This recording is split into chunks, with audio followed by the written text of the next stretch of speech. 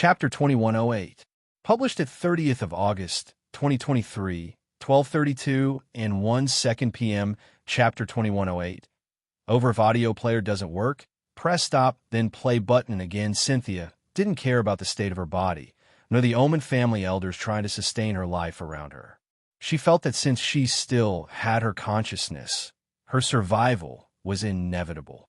She would get her revenge in due time. What she cared about now was the death of Lionel. Roalphen Dialphes en Omicron v Epsilon L.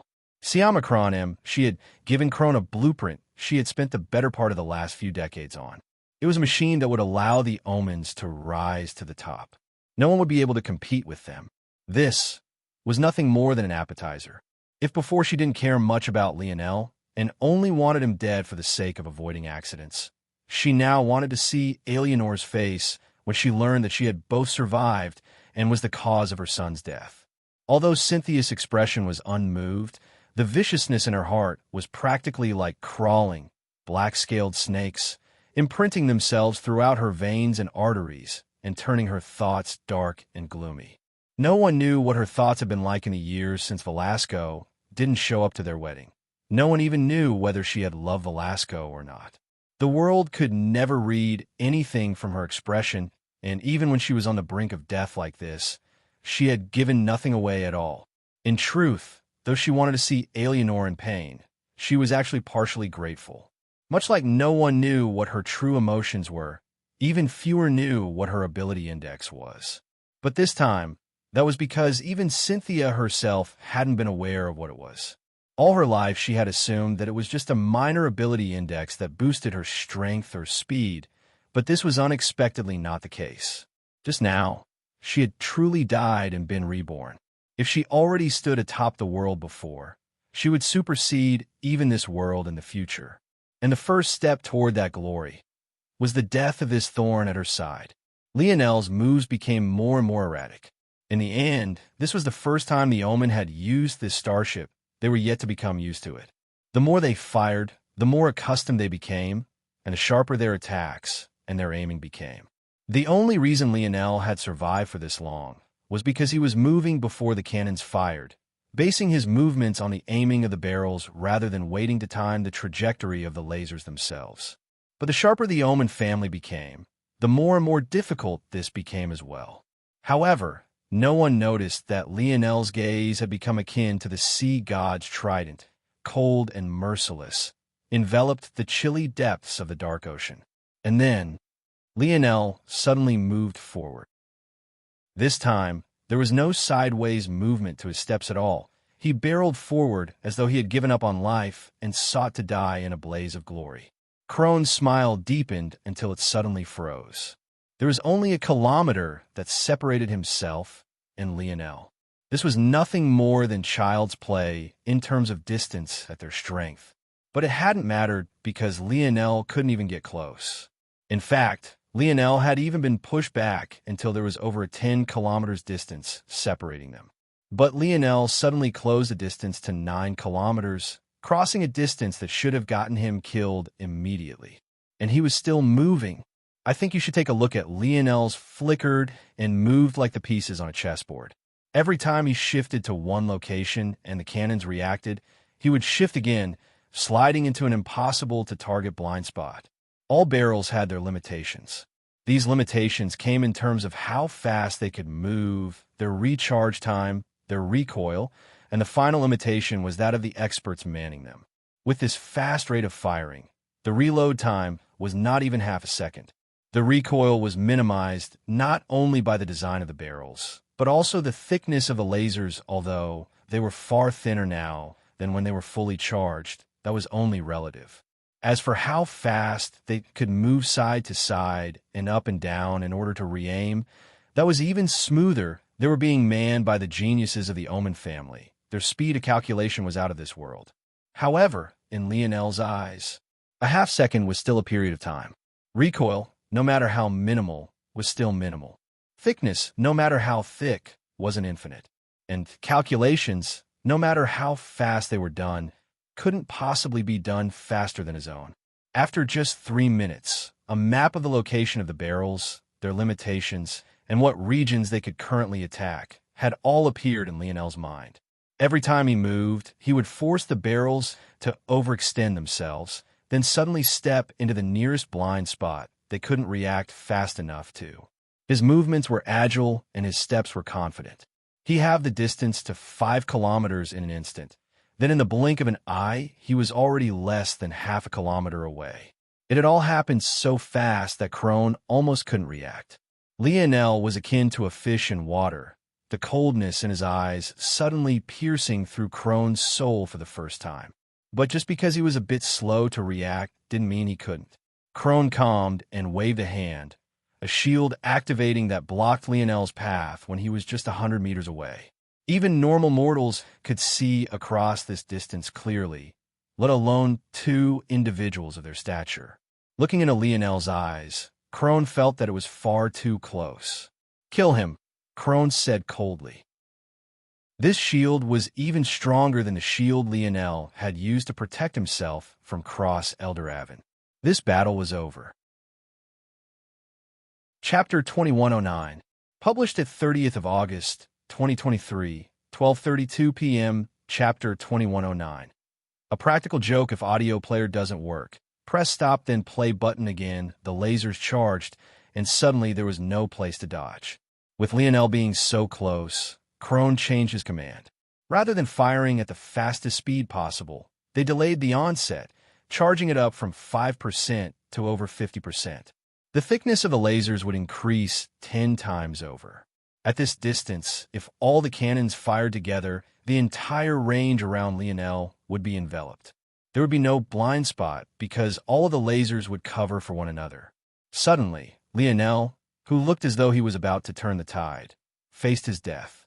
Van Lamar, Erdal, and Garfin reacted even faster than Crone could give the order. They were all absolute geniuses in their own right and were only a small bit worse than Crone. If the Omen family had their own heir wars, there was no doubt that these four would all be their own respective heirs. Due to this, the order came even faster than Crone had expected, and the sneer on his face deepened. If there had been a delay due to the time it took for him to give the order, Lionel might have had a 10% chance to escape. But now, those odds had fallen to 0%, and even that was Crone being reserved. If there was a way for him to give Lionel less than 0% chance, he would. But his pride as a crafter and scholarly man wouldn't allow him to do something so meaningless. Many looked away, unwilling to see such a scene. Lionel's death would mean Aina's death as well. Such a young couple, a life-grade crafter and force pill crafter, would actually die in this way. Of course, Crone had no idea about all of this, as he didn't have the viewer's perspective and hadn't seen what the two had accomplished. As far as Crone was concerned, he was unmatched amongst the younger generation in force crafting. He had no equal. Even though he was currently relying on Cynthia's blueprint, he didn't feel any shame. In fact, he only felt endless amounts of pride. He, as a seventh-dimensional existence, had actually led a team to complete a life-grade craft. He had already stepped through the threshold of becoming a life-grade crafter, and he was sure that within the next 3 years he would succeed. To him, the crafters of the Morales family, especially those of the younger generation, were nothing more than jumping clouds. With his hands clasped behind his back, he met Lionel's cold gaze. Just 100 meters separated them, but it might as well have been an endless cavern. This is my skill. This is what the power of a crafter can bring you. What meaning is there to be a group of fighting apes like the Morales, unable to focus on anything and having the tempers of children? You'll die, and your parents will come to accompany you soon. Crone's intent blazed, and his force actually surged. Beneath the rising might of the laser barrels, his power actually improved. He stepped across the threshold of Tier 3 of the 7th dimension and stepped into Tier 4. His force flowed with an impossible smoothness, and the smile on his face was calm. He felt like everything in the world was in the palm of his hands. The difference between him and Lionel was akin to the skies and mud. He had just broken through a barrier no one in the younger generation could touch, and Lionel's journey would end here. Wasn't it all clear? Boom! The lasers fired and enveloped the world. As expected, Lionel was entirely swallowed. There was nowhere to dodge, no blind spots to take advantage of. It was over. Crone looked away complacently, a bright smile on his face. You've all done well. This is the Omen family's glory. Prepare the ship. We'll go to kill off the rest of the heirs and finish this farce. Long live the Omens. I think you should take a look at Long Live the Omens. The roar of the geniuses on the ship was deafening. They too had had a helping hand in completing a life-grade starship. How could they not be endlessly prideful? Maybe soon, like Crone, they would sense the threshold of the life grade as well. Svel, Siamacron and Van Lamar, Erdal and Garfin were all feeling prideful as well. Unlike the others, they were right on Crone's heels. They had already sensed the threshold as well. Although Crone had gone beyond them and entered Tier 4, he was always slightly older than them. Soon, the Omen family would have 4 new rising geniuses. This was the power of Cynthia's blueprint. But at that moment, amidst the roaring adulation, the gentle sound and feet landing on the ground was deafening. It should have been a sound that was entirely drowned out, a sound that was so minuscule and unimportant that it would have been washed away by the deafening boom of their happiness. And yet, it echoed in their ears like thunder. Because they were all too familiar with that sound, it was a sound they had heard thousands of times in their lives, the sound of someone descending from the skies. But the problem was that none of them had been in the skies just now. They all looked back, their eyes widening as they found Lionel standing there with the same cold expression. This time, the biting wind of his gaze reached them, the hollow sound of chilly wind echoing through their heart, resounding in their ears like the creaking doors of an abandoned home. Crone's expression changed. His head whipped back so fast that an aching pain spread through his neck. However, he couldn't seem to sense this at all as his eyes landed on Lionel. You, how? Lionel didn't say a single word as the entire ship was enveloped by darkness. At that moment, even the human domain couldn't see a single thing. All they could hear was the echo of screams, a shuddering, heart-wrenching, blood-curdling symphony that they would never forget. When the darkness cleared, Lionel held Crone's throat in his hands as he breathed his final few breaths. Crone's eyes suddenly lit up with enlightenment, a wash of relief flooding his body. That's how you did it. Crone chuckled, the excursion causing him to cough up the final strands of blood in his body. To the horror of those watching, everything beneath his waist had actually already been separated from his body. The ship could only be described as the bloodier reincarnation of hell. Limbs, headless corpses, random assortments of legs, bones, and inner organs. Blood painted the deck and dripped down the sides of the once proud starship. It could be seen that Lionel hadn't spared even a single person, not even the most minor of characters from the Omens had lived, because they were all responsible for Aina's injuries. And yet, the leader of them all was laughing such a mad laughter as he breathed his last breaths. He found it all to be absolutely hysterical, a wild tale of the most epic proportions. That was because he felt that his title as #1 crafter of the younger generation had been nothing more than a joke the human domain had played on him. Chapter 2110, published at 30th of August, 2023, 12:31 and 58 seconds p.m. Chapter 2110. Silence if audio player doesn't work. Press stop then play button again. There was nothing but a void of silence. The way Lionel stood, it looked like he was still infuriated, tossing aside Crone's corpse as though he was dissatisfied that there was no one left to vent his fury on. Indeed, Crone had managed to figure it out at the last moment. His shock and awe had nothing to do with Lionel's divine armor. As he watched his fellow family members die, one after another, suffering horrible, cruel deaths, all he could think about was what could have possibly led things to come to this point. And in the end, as he breathed his last, he finally grasped it. But even then, he found it hard to believe. Hard to believe that such a crafter could exist in the younger generation, because it was hard to believe that such an existence could even exist amongst the older generation. It felt that none of it made any sense. Everything hinged on one matter: the protective formation itself. When one thought about it, what did it mean for a starship to be able to defend itself and attack at the same time?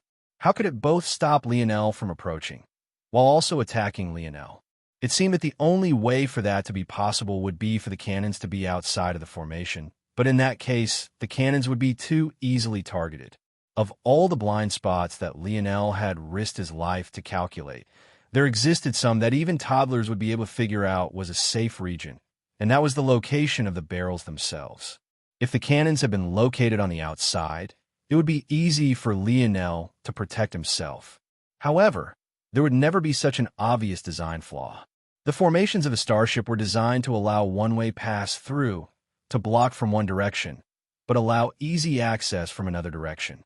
It was like this the ship was able to both protect itself and attack at the same time.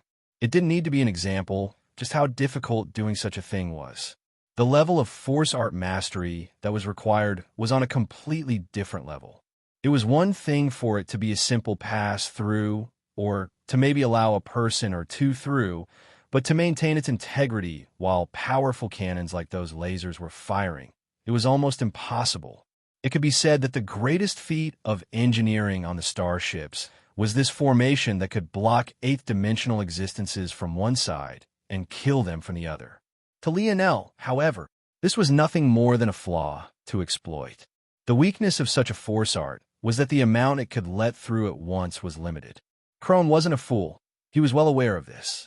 As for the protective force art, it was designed to be just fine even if all the cannons fired at once at 100%. If it could do this, it wouldn't be a feat of engineering. Even so, there were still flaws, and it had only taken Lionel a moment to find them. During his approach to the starship, Lionel had already been targeting one region in particular. However, those that were intelligent would see that there was a problem with all of this. The cannons, fired at 50%, had lasers so thick that they covered the entire range of Lionel's escape options. How could Lionel target a single flaw if the lasers spanned hundreds of meters? And if the flaw spanned hundreds of meters itself, it wouldn't have even been a feat for Lionel to succeed because the force art would have long since collapsed. But once again, the starship was designed to take the cannons fired at 100%, even all at the same time. So something wasn't adding up. Originally, Krone had thought of this possibility and simply threw it to the back of his mind. It wasn't until his final breath that he remembered what Lionel had done right at the beginning of the battle, and it all clicked for him at once. In order to survive the first strike of lasers and save Aina, Lionel had redirected the lasers, using his gravity field, light force, and spatial force to bend light as though he was a crystal prism. This time, Lionel did it once again, but on a far larger scale. He had realized that the protective force art was no different from a polarized lens. It allowed objects to pass through from one direction, but didn't from another. So long as he got close to this lens, he could tweak it just the slightest bit. On his own, Lionel could only shift the laser's light a few centimeters.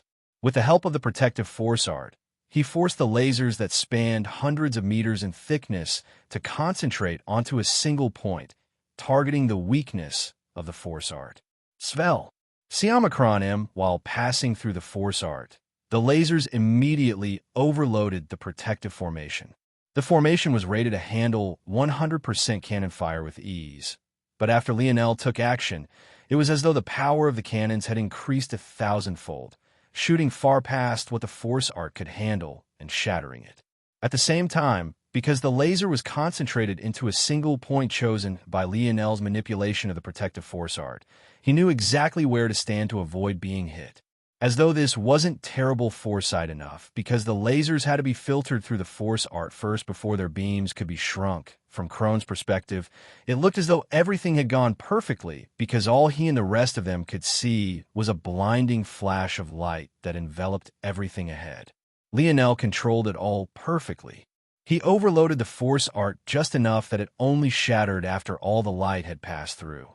Then, he calmly stepped forward through the now shattered force art, and before it could even be reported that the protective force art had issues, he landed on the desk of the starship. Now, he stood alone, and it all began to sink in for the spectators.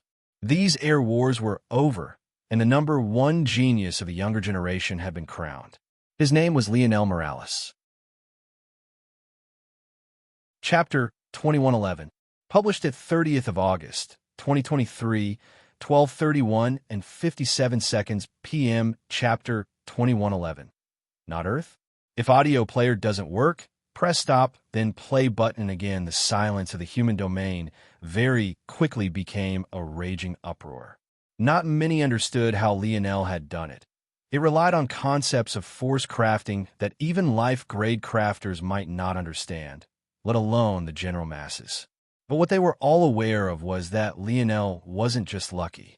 Unlike Crone, they had a bird's-eye perspective of what had happened.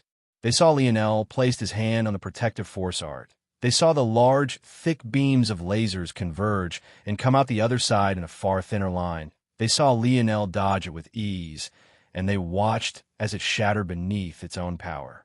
At this point, in the eyes of those watching, Lionel was practically omnipotent. He had just taken down a starship that even ancestors feared on his own, and yet he hadn't been injured during the exchange even a single time. In fact, he had entered the battlefield tired and drawing on his final dregs of stamina, and yet this was the result. If it wasn't for the fact that Crone and the others had lost their lives as a result of this matter, some conspiracy theorists might have thought that this was all a show put on by the strongest powers of the human domain just to shine a halo upon Lionel. It all felt too exaggerated.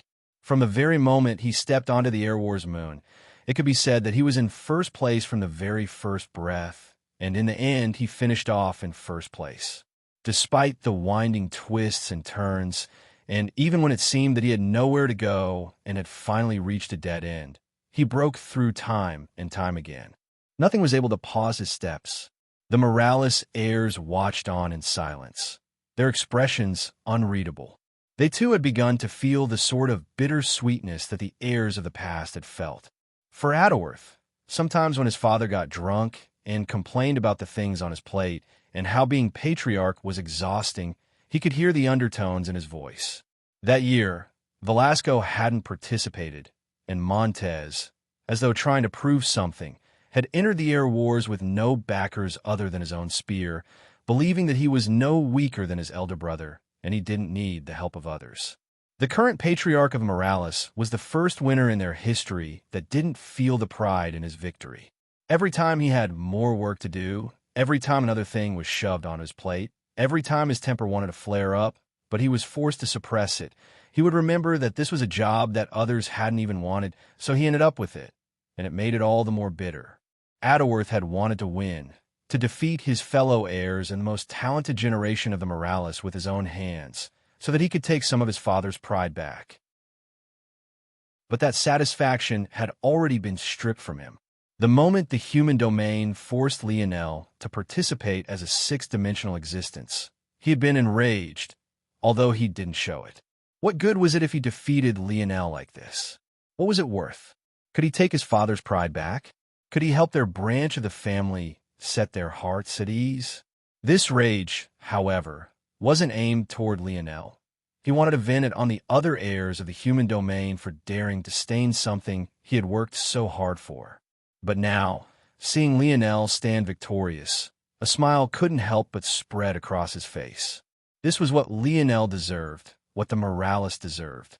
All the humiliation he had felt, that every Morales had been forced to shoulder for the last several months, was washed away in a single instant. As fiery as all of their tempers were, they grinned from ear to ear, their bodies rumbling and their blood boiling. One after another, the howl of the Morales spread through the human domain. They didn't need to be a projection for the powers, weak to strong, to hear it. The stars aligned, and a constellation that spanned countless light years appeared above their heads, taking the shape of a spear roaring with the howl of a blade. Svel. Siamacron M. The commotion was larger than a single domain could encompass.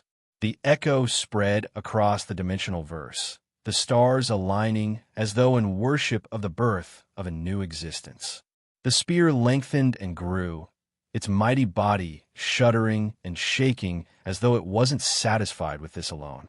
The doors that gates the Morales lineage factor were flung open one after another. A raging torrent of star force accumulated and descended upon their territory. Everyone with even the slightest Morales blood rushing through their veins felt a connection with the roaring stars in the skies. Their understanding of star force and what it truly represented seemed to undergo a metamorphosis, and their gazes lost their sharpness, the vague hue of enlightenment filling their bodies as the commotion continued to grow. Boom, boom, boom, boom. The Morales holy land rumbled. The ground cracked, and large plumes of violet smoke came out from its depths, filling the region that had already been extremely thick with force with larger and larger amounts of it. And then, suddenly, it was as though a pane of glass had shattered, a ceiling made of the most pure and transparent crystal being crushed as an artificial glass cap was erupted through. The Morales lands trembled, their skies thundered, and all of the stars within the thousands of galaxies they commanded seemed to surge with life. Every existence in the dimensional verse was alerted all at once. The human domain finally had an eighth dimensional territory, and it wasn't Earth at all. Chapter 2112, published at 30th of August, 2023, 12:31 and 56 seconds p.m. Chapter 2112. Howl if audio player doesn't work. Press stop, then play button again. The howl of the Morales resonated with their spear constellation as it morphed into something entirely different. A hand of stars appeared from the vast nothingness, grabbing a hold of the spear as the rest of his body quickly formed. A magnificent armor formed of a rainbow assortment of stars and galaxies took shape. The man raised his foot and stomped it downward. A wild pressure spread in all directions, the howling blade of the spear piercing through the veil of the universe. The man's spear steadied, straight and unfathomable, steady and unmovable. And then it all fell into silence. The rolling blood of the Morales continued to tumble. They felt their bodies strengthening by leaps and bounds. Whether it was the heirs or the lowest of the talents, their so-called bloodline shackles were shattered one after another. Even without being consciously aware of it, the Morales seemed to understand that they would never have to awaken their lineage factor step by step again. However, even this wasn't the most shocking part at all. Their metal synergy lineage factor and their spear domain lineage factor had seemingly fused into one, becoming an entirely new lineage factor more substantial than it had been in the past. And as though that wasn't enough, every Morales alive on this day had received it. In the past, the fifth door of the metal synergy lineage factor had been a tightly guarded secret, one that the Morales hadn't been willing for outsiders to understand. But when the sixth door was awakened by Lionel, the uproar within their holy lands was devastating, though many had assumed that it had been done by Velasco. Now, however, it had all changed. Doors? They didn't have them anymore. And let alone the sixth door that they had to suppress information about had entirely vanished. The two lineage factor standards that had become the deciding factor as to whether or not one could become an heir and compete for the patriarch position had vanished, fusing into one and forming an entirely new lineage factor that existed on a plane of its own, at least in the human domain. The other families that were witnessing this felt shaken to their core. At this moment, one had one very important question to ask themselves. Why was it that only 12 were known as the constellation families? Why was it that word of the Morales family, or the Omen family, or the Suyard family having constellations not spread? It didn't seem to make any sense. The influence of these constellations was so heavy that even the people of Earth had heard of them, to the point that they had even named them properly down to the final word. If the influence was so great, then why was it that these families had to join up in alliances just to match up to the Suyard and Morales families? Why were they so weak, relatively speaking? Of course, to the people of the human domain, these families were absolute behemoths, but they still didn't sit upon the apex. So what was the reasoning for this? The harsh truth was that very few knew or understood, but there was some speculation. And that while it required a powerful family to form a constellation, if a family was too powerful, it would be even more difficult than a weak family trying to form one. While there were many medium to large families that had formed constellations, the pinnacle of the dimensional verse had never managed to do so. Until now. The Moralis constellation seemed to take up the entire skies. No matter where you were in the dimensional verse, no matter how bright your sun had just been in your skies, there was nothing but darkness except for the shining radiance of this constellation. The howl of the Moralis, rather than getting weaker, only seemed to get stronger. Their boiling blood only grew hotter and hotter, their skin growing flush. A spear radiance shot from their bodies, piercing toward the stars as though in acknowledgement of the man wielding a spear above them. Even their ancestors couldn't seem to hold back, howling along as though they were in the prime of their youth once again. The human domain was entirely silent outside the roar of the Moralis. Many had thought about the fact that should the Moralis have won these air wars, their morale would have reached unreachable peaks, but they had never expected for it to be this exaggerated. They felt that if they truly attacked the Moralis now, even if they could deal a devastating blow, destroying them would be entirely impossible.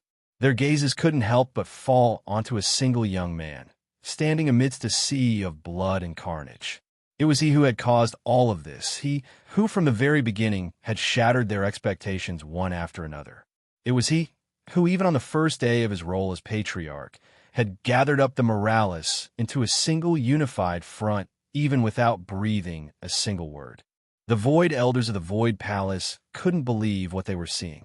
Void Elder Vimark, Void Elder Galien, and Void Elder Lisbeth had unreadable expressions, their gazes shifting from the constellation in the skies to the young man basking in Starforce.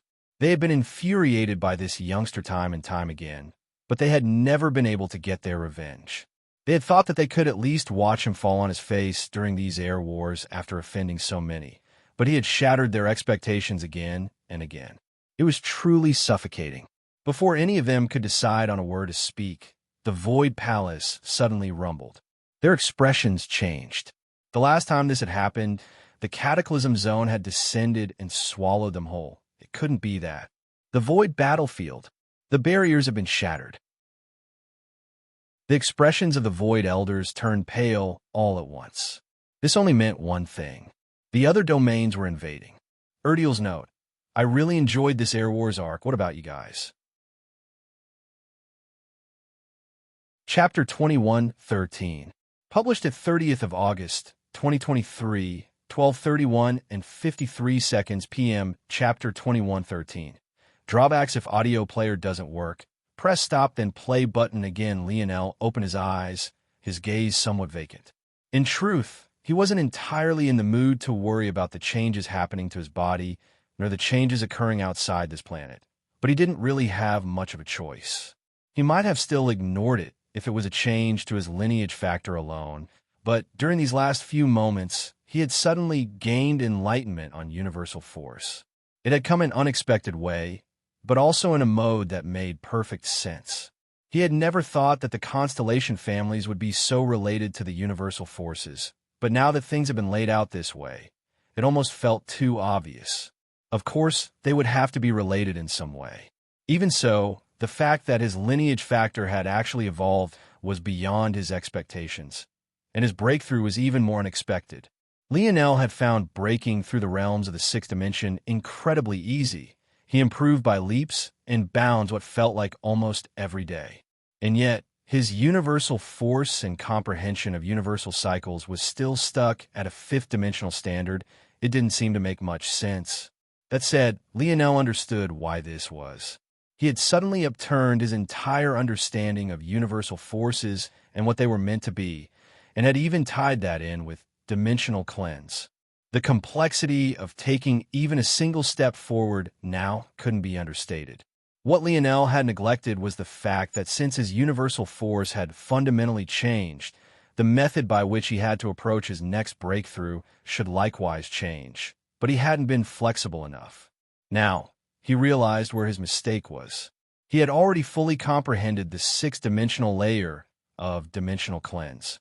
All he had to do now was use it as a prism to comprehend the natural light realm, and everything would flow smoothly.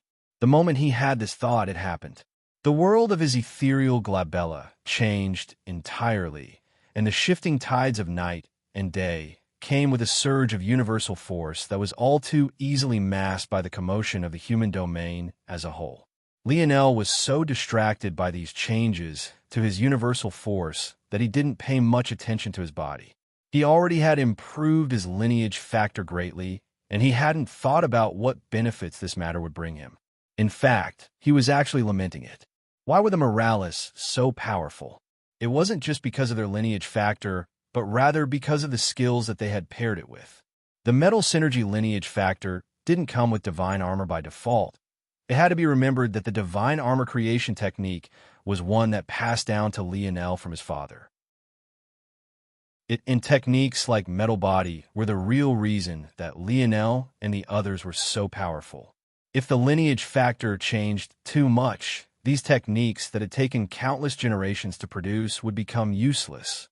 Even if the floor strength of the Morales had skyrocketed and their ceiling couldn't be seen, the time it would take for that improvement to be seen would be extremely long. In fact, if those techniques truly became useless in the immediate future rather than becoming stronger, the Morales would actually weaken by a substantial margin. This is why Lionel wasn't very excited about these matters. He had already lucked out once by the improvement of his lineage factor not interfering with his metal body and the like. He didn't know if he would be lucky enough to succeed again. These reasons were also why he had held back in improving his Northern Star lineage factor to the next stage either. If he casually did so, the synergy between the light and dark halves might vanish, and things like the Lotus domain that he had grown to like very much would disappear as well. Lionel shook his head and sighed. It seemed that only time would tell. After his enlightenment ended, he swept through his body once and sighed a breath of relief when it seemed that his divine armors were still there. However, although they were still there, they felt somewhat empty. They had had such a perfect fusion with Lionel before, but now it felt that there was something missing. The situation in Lionel's body, oddly enough, was actually quite similar to what the other Morales were experiencing as well. This was surprising because Lionel's own lineage factor had already deviated from their own, and his divine armor had changed a great deal. Lionel's gaze sharpened. He actually felt that he could expel his divine armor from his body now. Others weren't aware, but Lionel very much understood how he had managed to reforge his divine armors. It required literally being eaten alive. Although it wouldn't have had to be so exaggerated if he wanted to do it again, he would still have to take the step to destroy his own body and reforge it like a spiritual would. That wasn't a fun process, and he could only do it because he had succeeded in separating his soul. But now, it seemed that he could actually do it at will. Maybe the drawbacks won't be so bad. Lionel felt hopeful. However, he didn't smile too quickly. He knew that with these sorts of subtle changes, it would take time to pick out all the new issues they would have to deal with. At least with how things stood now, his divine armor was definitely no longer perfectly suited to his body. He would have to do something about that sooner rather than later. Exhaling a breath, Lionel looked up. It seemed that it was time to leave. He took a step and the starship rumbled. The corpses that had fallen into the ocean were all taken by him. When Lionel pierced through the atmosphere of the Air Wars moon, there probably wasn't a single person who didn't have their eyes on him. All at once, the animosity that had built up so long came flooding forth like a tide. This was truly their last easy chance to kill Lionel. Chapter 2114, published at 30th of August, 2023, 12:31 and 51 seconds p.m. Chapter 2114. Brad, if audio player doesn't work, press stop, then play button again. These people never got the chance to act. Let alone his parents. The Morales all moved in unison. However, people soon realized that it was entirely unnecessary. This brat, the Morales ancestors, shook their heads.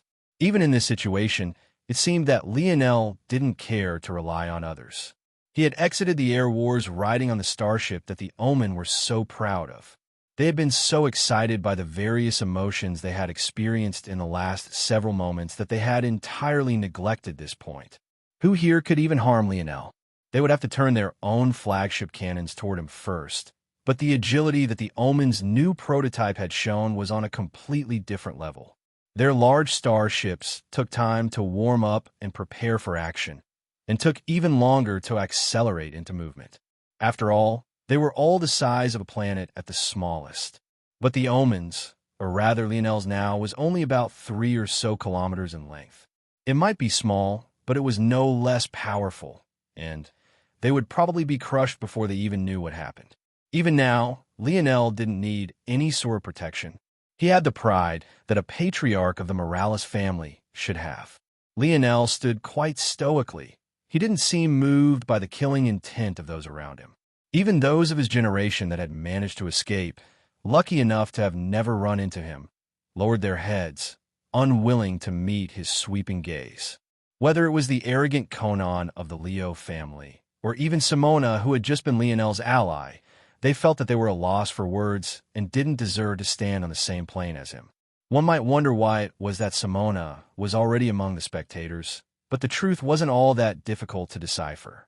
She had charged toward the Omens to deal the final blow along with Lionel's brothers and his armies. However, the moment she had seen the starship, she felt that the situation was helpless. Without hesitation, she crushed her badge, leaving the others behind to fend for themselves. Lionel's army was only about 20,000 deep. The millions of soldiers that had been under Zavnik were all in the territory of the spiritual religion. It could be said that Simona and her people had been the absolute largest force, but they had left even without a fight. It was hard to blame her. What could she do in the face of a weapon even ancestors would be helpless against? But when Lionel swept a gaze past her, unsurprised by her appearance here and treating her just the same as every other genius he had trampled beneath his feet, she felt a hollowness in her chest. Looking toward the beauty calmly resting on Lionel's back, Simona thought she saw a slight smile on Aina's face. Even so injured, even in such a helpless situation, the moment she had felt Lionel's touch, she seemed to have entered a state of incomparable ease. She didn't care if the skies were falling, her man would be there to hold it up. Simona adjusted herself and calmed down. Looking at the puppy by her legs, she relaxed entirely. In some time, she would dazzle the world as well. It might be later than her peers, but that time would come.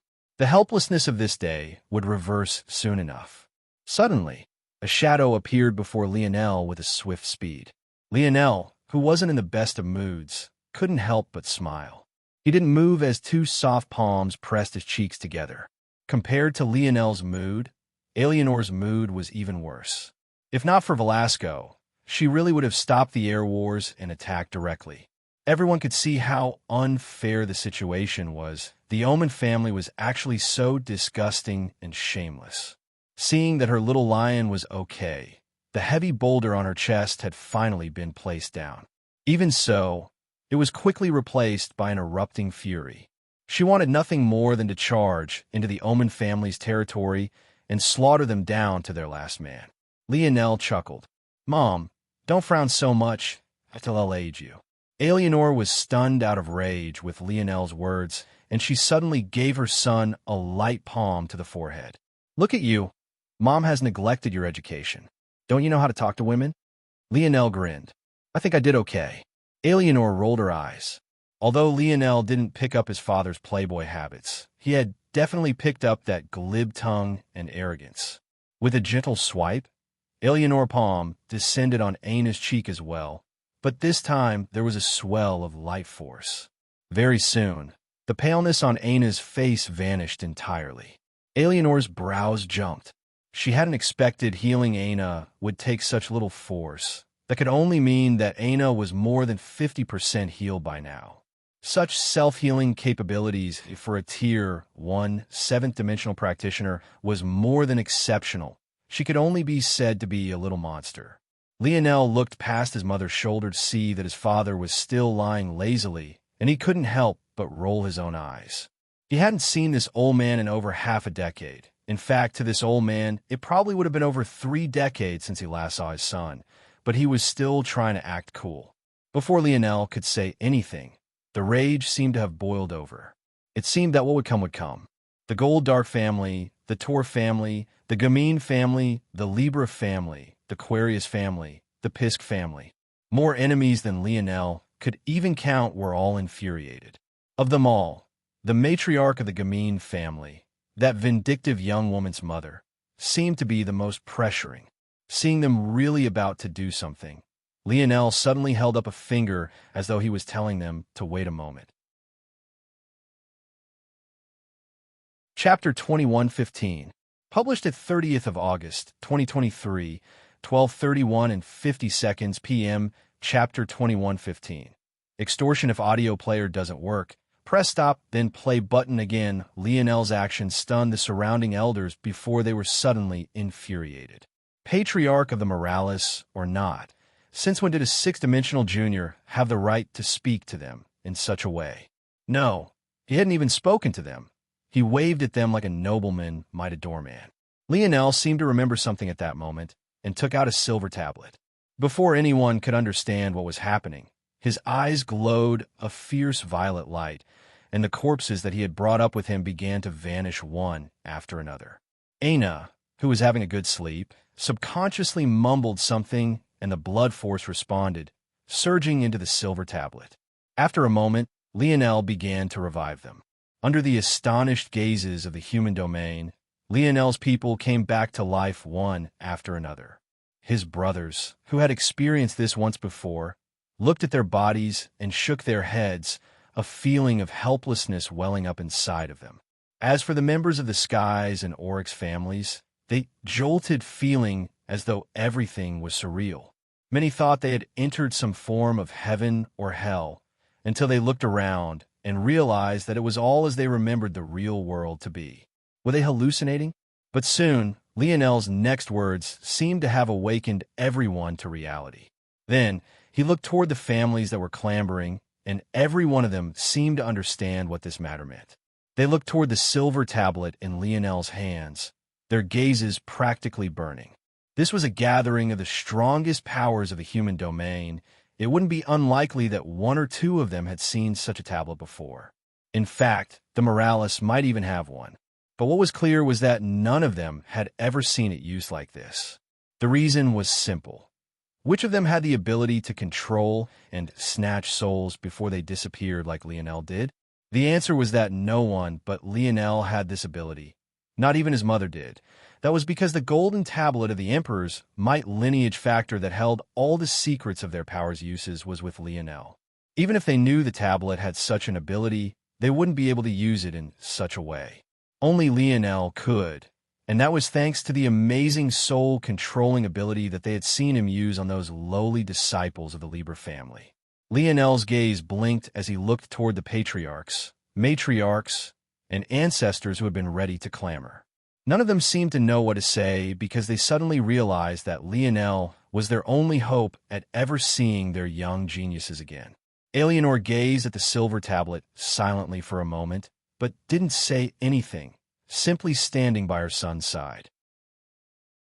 Suddenly, it became obvious why Lionel hadn't used one of his greatest trump cards during the Air Wars. He had already exposed his ability to control souls, so why had he only used it once, but never again? Wouldn't it have been useful? And the answer to that was that after he resurrected a soul, it would only last for 24 hours before vanishing. At that point, forcing it to rise wouldn't be possible again, and said person would be officially dead. This was something even the snow globes couldn't stop. But by only keeping their corpses, he could freeze them in a moment of death and force their soul to stay put until he was ready to force it to rise. Lionel suddenly grinned. It seems that you're all very eager to see your geniuses rise again, huh? Lionel's words made their bodies tremble, but no one said a single thing. Suddenly, everything felt like a joke. They had done all of this to stop the Morales from monopolizing an eighth-dimensional world, but now the Morales territory itself was an eighth-dimensional world. They didn't even have to overextend themselves anymore. As a crafting family, the built-in defenses of the Morales territory were beyond what most could imagine. And now, the youth that was both the prince of a world about to become an eighth-dimensional world and the current patriarch of an eighth-dimensional world was sneering at them while they could only come with a hat in hand. It's very simple. I'm willing to trade the life of an ordinary genius for a gold-grade weapon. It doesn't even have to be a good one. Hearing this, the expressions on their various elders softened considerably. This might sound like an astronomical price, but a gold-grade treasure for a genius that had entered the seventh dimension with the God Path was more than worth it. In fact, Lionel was suffering a huge loss. These powerful families could probably pay that price with a single one of their main cities with just half a year or SOS revenue. Of course, that was if they were exchanging for all of their geniuses at once. However, the smile on Lionel's face was anything but comforting. For a medium-level genius, a half-life grade weapon. These will be geniuses that have been in leadership roles beneath the heirs and their trump cards. The elders remained silent. The price was getting far steeper. Life-grade weapons were exceptionally rare, and half-life grade weapons, although a step down, could be considered the pinnacle of what most experts would wield. Only in the hands of ancestors could you find life-grade weapons, and even that wasn't guaranteed if the family was on the weaker side. For high-level geniuses, geniuses on the level of the likes of Gunter, who are the right-hand men of your operations, or the partner that your heirs brought in, I want the revenue of a capital city for 10 years. The elders choked, their gazes becoming gloomier and gloomier. That price was enough to build a Tier 2 starship. As for your heirs, your beloved geniuses, I want the revenue of 100 years. Or 10 years from 10 capital cities, whichever you so choose, Lionel said with a bright smile. You're extorting us. Matriarch Gamine roared. Yen? Lionel asked, blinking as though it was only a matter of course. As for you, because I particularly dislike your daughter, the price is double. On top of that, if she dares to appear before me again, I'll directly kill her, even if she says nothing at all. So you'd better protect her well. Chapter 2116, published at 30th of August, 2023, 12:31 and 49 seconds p.m. Chapter 2116. Acting cool if audio player doesn't work. Press stop, then play button again. The smile on Lionel's face was one those elders present wished that they could wipe away with a single slap. But whether it was the starship or due to Alienor, they knew that such a thing was a pipe dream. But the ask alone wasn't why they were in such a tough situation. They had witnessed Lionel's cunning a long while ago. They had even felt enraged on behalf of their disciples. But when it was suddenly turned on them, they felt even more suffocated. Compared to the revenue of 100 years for a single disciple, a single gold-grade weapon was less than nothing. It might as well be an ant by the side of the road. So, why was there such a disparity in the price? Of course, the heirs were worth a great deal more, but surely it wouldn't be millions of times more, which was the range that they were working with here. The only explanation was that Lionel had done it on purpose. While one gold-grade weapon wasn't worth much, just how many disciples had they sent in? Any who wanted to have even a small chance of winning would have to send tens of millions in, and that was the bare minimum. Those that were like the Tor family that had died early on were still relatively luckier. That was because they had only had a few thousand disciples to start when their road had come to an end. But how could this be the case for them all? Lionel hadn't made a distinction between people he had killed with his own hands and those that had died at the hands of others either. That meant it was a wide, open opportunity for all of those here. And after the shock that they could be revived subsided, the sinister nature of Lionel's words settled in soon after. This was because of one simple reason. If they saved one, they would have to save them all. No, even further than that. Even if 99 of 100 families refused this deal, just one of them nodding their head would force the hand of the rest. The Tor family, for example, was one such existence that was very likely to agree. Armand was their one heir-level genius that had died.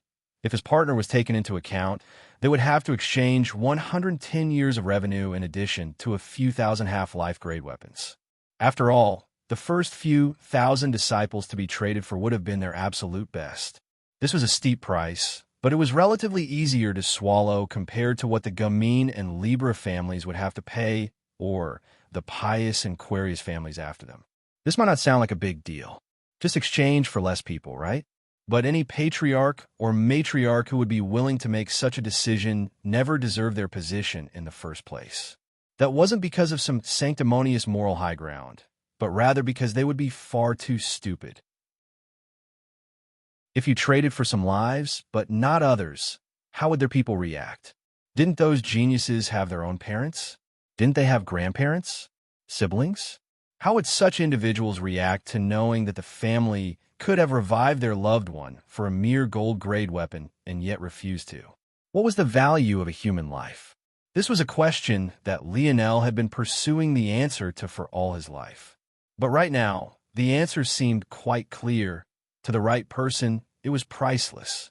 If these leaders and ancestors wanted their absolute geniuses back, they would have to exchange for everybody or nobody at all.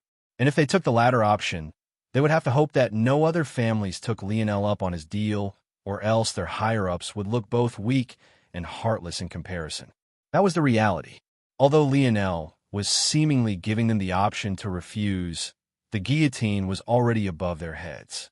His sly smile held all the meaning in the world. They were already caught in his net the moment he had taken action. And now, these families were in a situation where they had no choice but to fund the Morales family's war efforts. And considering the skill that Lionel had displayed and the special armors he had created that could allow soldiers to share their power amongst one another, this was the worst thing they could do. Lionel smiled and didn't say anything more. He didn't care to waste his breath on these people. He had already given them a way out.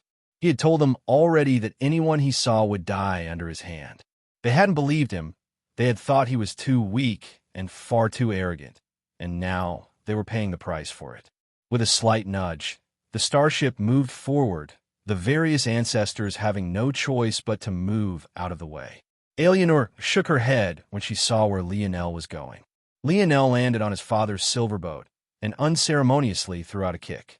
Those in the surroundings were once again stunned, and each of them wore odd expressions. Once again, everything they knew about Velasco's character said that he wouldn't stand for such a thing even by the hands of his own son. As expected, before the kick could land, a shield magically appeared and Lionel's foot was blocked. "You have a lot of nerve disturbing my nap." Velasco's voice boomed like thunder, the various starships in the surroundings tumbling and groaning. Even the protective force art of Lionel's newly acquired starship rumbled and cracked. A shield that should have been immune to the attacks of an ancestor almost fell beneath a single shout. Rho Alpha and Dialphus Nu Omicron V Epsilon L Omicron M. Everyone's expression changed once again. However, Lionel's next words made them choke. "Are you done yet, old man? Give it up. Your beautifully sculpted image has been tarnished. I mean, I could tarnish it a little bit more if I revealed what was in dash." Velasco suddenly scrambled to get up. Chapter 2117. Published at 30th of August, 2023, 12:31 and 46 seconds p.m. Chapter 2117. Degenerate, if audio player doesn't work, press stop then play button again. Lionel's next words were covered by Velasco's hand. The latter looked like he had a fiery rage in his gaze, but before he could do anything more, Eleanor landed silently by Lionel's side, throwing up an eyebrow. "Reveal what exactly?" Lionel sent his mother a helpless glance, as though to say that his mouth had been sealed by the criminal before him. He was helpless to do anything before this kind of power. How could he continue to explain? "Nothing, dear. This little rascal is just making things up." Velasco hurried to explain. "Is that so?" Eleanor said lightly. "Interesting." Velasco coughed, tried to regain his dignified bearing. He sent another glare Lionel's way, but the latter seemed to have been consumed by his amusement. His father had a fascination with anime during his time on Earth. Just like any self-respecting weeb, he had fallen down his own rabbit holes and ended up basking in the degenerate side of the culture. That poor man, within his wife by his side for a whole 17 years, he fell into complete depravity. He was a reformed playboy, but his libido hadn't magically vanished. It was impossible for Lionel to find something that Velasco wanted to hide normally. But the trouble was that Earth had very strict rules before the metamorphosis. Such content had very strict bans on them, and the methods by which one could get their hands on them was very long and grueling. Of course, Velasco didn't fear the punishment of the people on Earth. But the trouble was that in order to partake in that culture, one had to use the systems of Earth, obviously. That meant that he had to use the same devices as everyone else. Velasco's main focus on Earth originally was taking in their knowledge about healing the body. Earth might have been primitive at the time, but they were unmatched in talent. And when it came to curing the ailments faced by third-dimensional existences, it probably wouldn't be an exaggeration to say that they had become number one. Velasco was originally a crafter. He didn't know anything about biology initially, and because he was so focused on the biological side of things, his tech savviness lagged behind. In such a situation, an old man with minimal knowledge or care, faced with a youth of the younger generation who knew the ins and outs of such devices, he never stood a chance. It also didn't help that Velasco was arrogant and felt that everything was beneath his notice. It only took a single slip-up, and Lionel had grasped his weakness. Originally, Velasco had already wiped this memory from Lionel, but after Lionel's dream force had reached a certain standard, he was even able to remember his mother's face, let alone this. Thinking to this point, Lionel's grin only grew wider and wider. Seeing that his wife was now ignoring him, Velasco really wanted to shake this son of his until he couldn't see straight anymore. If before Lionel had already tarnished his well-earned reputation, it had all come crumbling down now. Roalphin Dialphus no Omicron V Epsilon L Omicron M. Alienor, baby, it's not like that, really. Velasco let go of Lionel and moved toward Alienor. However, he knew it was helpless. Alienor wouldn't talk to him until he explained what Lionel had wanted to say, and knowing her character, she wouldn't let Lionel tell her. She would want to hear it from Velasco himself, making it even more embarrassing. How could he say such a thing out loud? I was just speaking nonsense, Mom. You don't need to worry about it, Lionel said slyly. You. Velasco nearly cut Lionel's tongue out. Saying such a thing only made it worse. This son of his was more than smart enough to know that. He had definitely said it on purpose. Lionel started to laugh hard, so hard that he couldn't even breathe properly.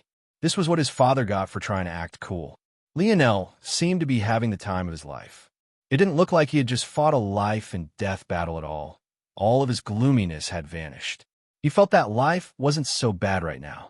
He looked toward Aina's side profile. She still rested on his back, lost in a deep sleep. Yeah, life wasn't so bad right now.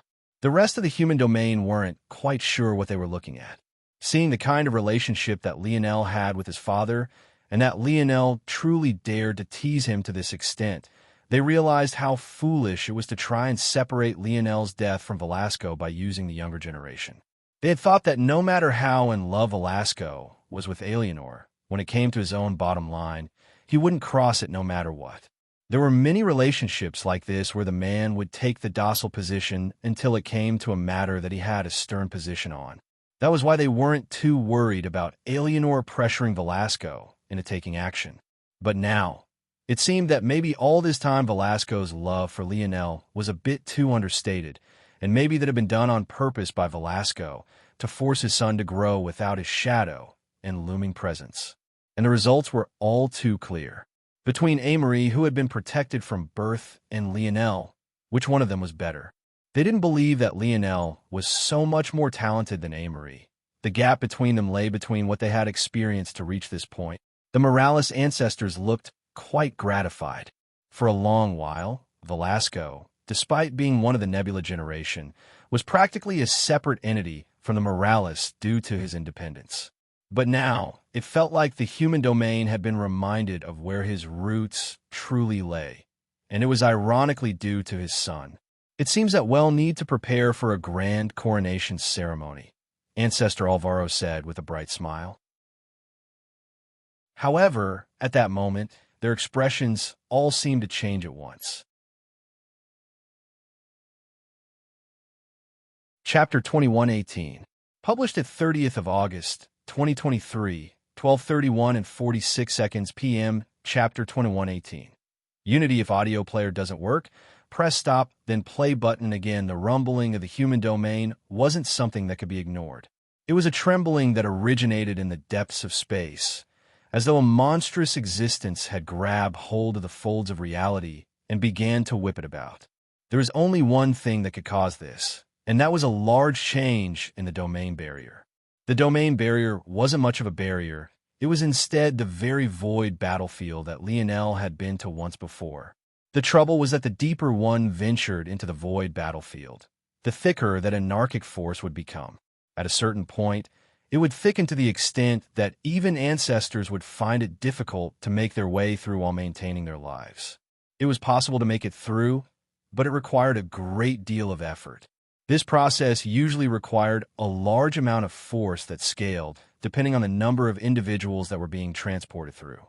Lionel had been to a Raypax nest before, but that Raypax nest was located in human territory, on their side of the barrier. It was just unfortunate on the part of the Raypax that their once-in-generation genius happened to be born there. But this was due to the fact that Raypax were particularly war-hungry. They spent the majority of their lives on the battlefield, and many joked that the Raypax domain was probably empty because the rest of them were all fighting domain battles on the void battlefield. This aside, the point in mentioning this was that movement through the barrier was infrequent, but it wasn't rare, so many were used to it. However, for the commotion to be this large, it could only mean that an impossible number of enemies were storming through all at once, possibly even from multiple domains at once. When those present thought to this point, their hearts lurched into their throats. Suddenly, the reason settled in for them all. All this time, those races had mostly left the humans alone because they didn't have any land worth conquering. For those monstrous races, they had too many seventh-dimensional worlds to care about waging war to get more. All they cared about were eighth-dimensional worlds.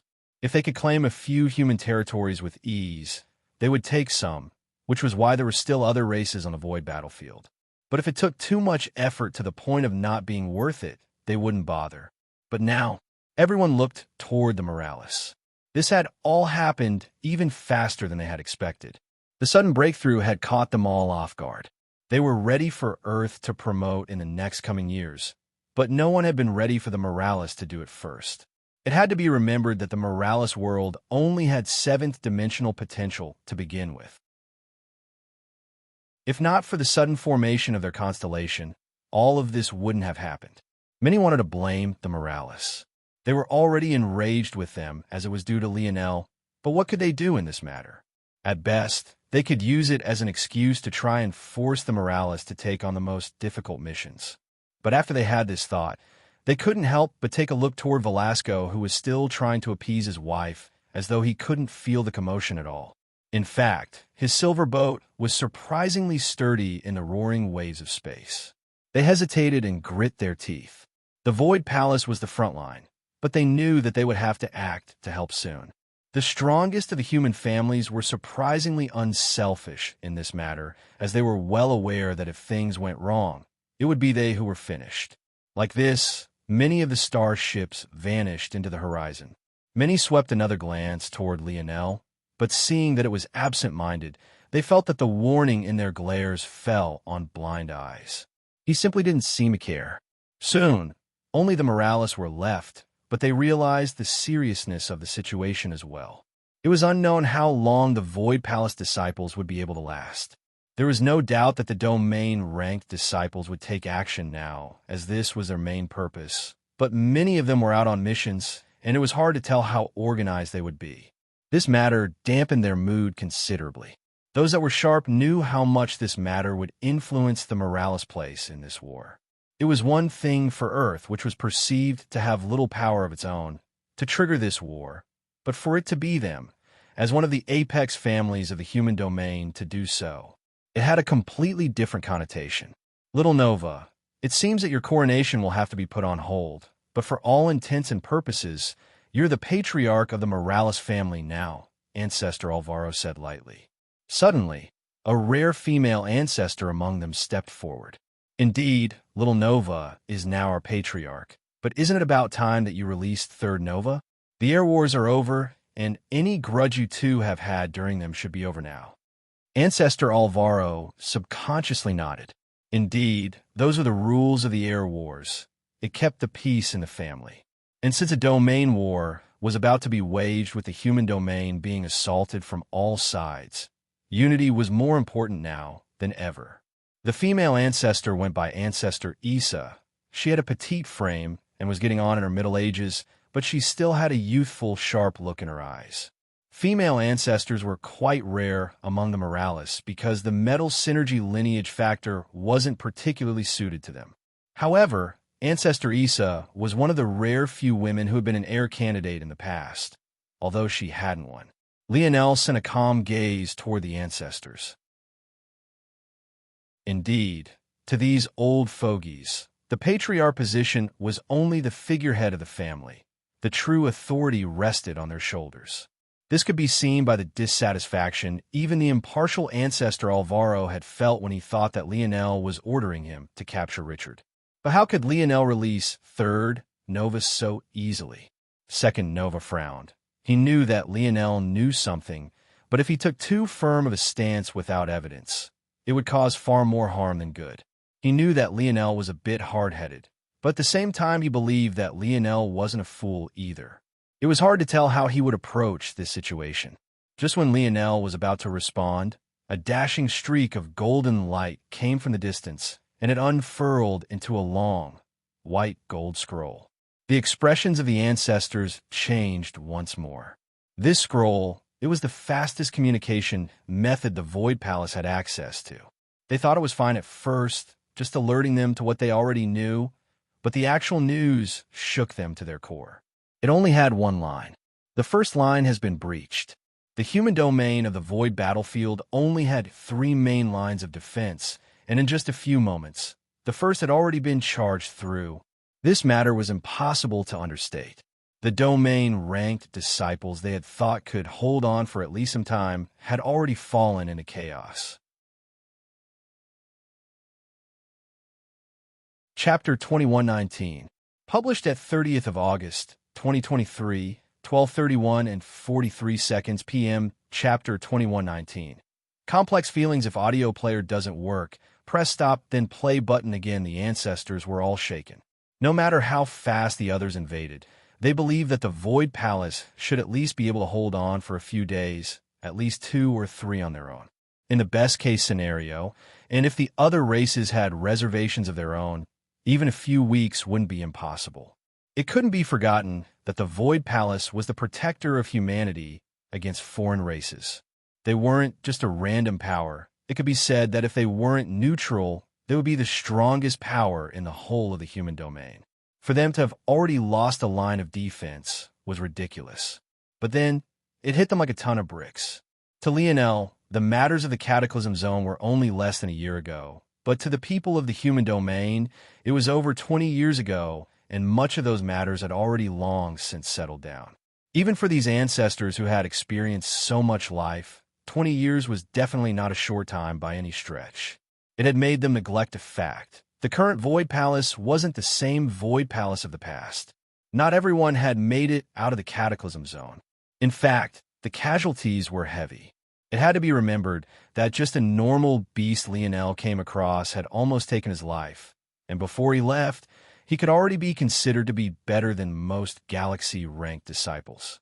If just a single beast had put Lionel in that position, let alone the strength of that small village he had run into, what chance did many of the others stand? But this was something that should only affect the disciples at and below the galaxy rank, right? Unfortunately, this wasn't even remotely the case. After adjusting themselves, many had concluded what Lionel had. A rampaging zone had trapped them all, and now they would suffer the same fate as others that had failed to clear subdimensional zones. As such, many had thought that they would have to adjust themselves and live out the rest of their lives in this place. They had tried to contact civilization to become a part of their cities and their culture. But just how many would have died in such an environment? Lionel had only spent 1 day in a city before he practically became a slave to a noble family. The outcomes for the others would have been even worse. Many wouldn't have even been able to make it to the city. They would have died in the forest before reaching it. They would have died at the hands of the villagers who couldn't enter the cities. And even if they made it to the city, they would have fallen from the chain bridge before they could cross it. This was the cruel reality. Many didn't even have spectacular deaths. Some even spawned directly into demon territory and were shredded to pieces by monsters one would only see in nightmares. The true weight of the lives lost was hard to quantify only because those that had survived had come back in such a trickle. So many could hope that the rest were still on their way. However, with Lionel's return, that hope was dashed. But the Void Palace had taken advantage of the lag to not promote their losses, as it would shake the human domain's resolve in their abilities. But now they were seeing those effects firsthand. It didn't matter if they tried to control it now. The Void Palace wasn't even 50% as powerful as it used to be. Many Void Elders had died. Many domain-ranked disciples vanished, never to be seen again, and even more disciples beneath the domain rank that had died couldn't even be counted in numbers that could be visualized. This delayed onset of the severity of the matter hit much harder than if they had been fully prepared. Lionel stood in silence, watching the reactions of the ancestors carefully. He had already guessed that this matter would happen, but even he was caught off guard by the sudden promotion of the Moralis territory to the 8th dimension. That said, he had been prepared for a war to break out the instant the air wars erupted. It was just that this was a much different war than the one he had been waiting for. Even so, war, was it not? Lionel reached out a hand and suddenly snapped his fingers. His second starship, the much larger of the two, rumbled as the sound echoed. Under the shocked gazes of those present, the skies suddenly began to ripple. One warrior after another appeared. At first, there were only thousands, but then there were tens of thousands, then hundreds of thousands, then millions, then tens of millions. By the time they had all appeared, there were billions of them.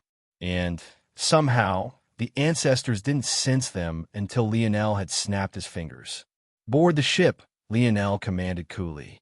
The billions of troops filed onto the starship. Despite their numbers, the starship didn't even begin to show any signs of being overloaded. In fact, it could probably house 10 times more warriors with absolute ease. The Moralis ancestors looked toward Lionel with an incredulous gaze. "The rewards for winning the air wars, can I have them, please?" Lionel turned toward Ancestor Hito and asked. Before Ancestor Issa could bring up her request again, Ancestor Hito actually waved a hand. The Moralis weren't easy to force into a corner. Long before the air wars began, they had already forced those families to hand over the rewards. That way it would be impossible to back out in the final moment. Lionel caught the spatial ring. "If you want to use the Moralis pools, you'll have to go there, though," Ancestor Hito said amiably. Lionel smiled. "There'll be plenty of time. For now, I'm more eager to slaughter those that want to stand on my land." The gaze of the Moralis family flashed. Chapter 2120, published at 31st of August, 2023, 6:43 and 2 seconds a.m. Chapter 2120. On par if audio player doesn't work, press stop, then play button again. "Mom, old man, are you two coming with me?" Velasco, who was still trying to appease Eleanor, snorted. "Why would I stand on such a shabby ship? Do I look like a beggar to you?" The Moralis ancestors couldn't help but wear weird expressions. Velasco sounded much less overbearing than he usually did. He sounded more like a big brother teasing his little brother. They found it hard to believe, but indeed, the relationship between Lionel and Velasco wasn't as it had seemed. "Of course, Mom will come with you," Eleanor said immediately, as though Velasco hadn't spoken at all. Velasco was speechless, but as the starship vanished into the distance, he could only climb into his own silver boat and follow behind, mumbling something to himself. The Moralis ancestors watched in silence, their feelings complicated. This Lionel was somehow both very much like his father and very different. They were both supremely arrogant, but while Velasco didn't care to accumulate power, believing that he himself alone was enough, Lionel was different. He had supporters. He was more than willing to leverage his bloodline to command their resources, and he even had no qualms about being shameless and relying on the support of others.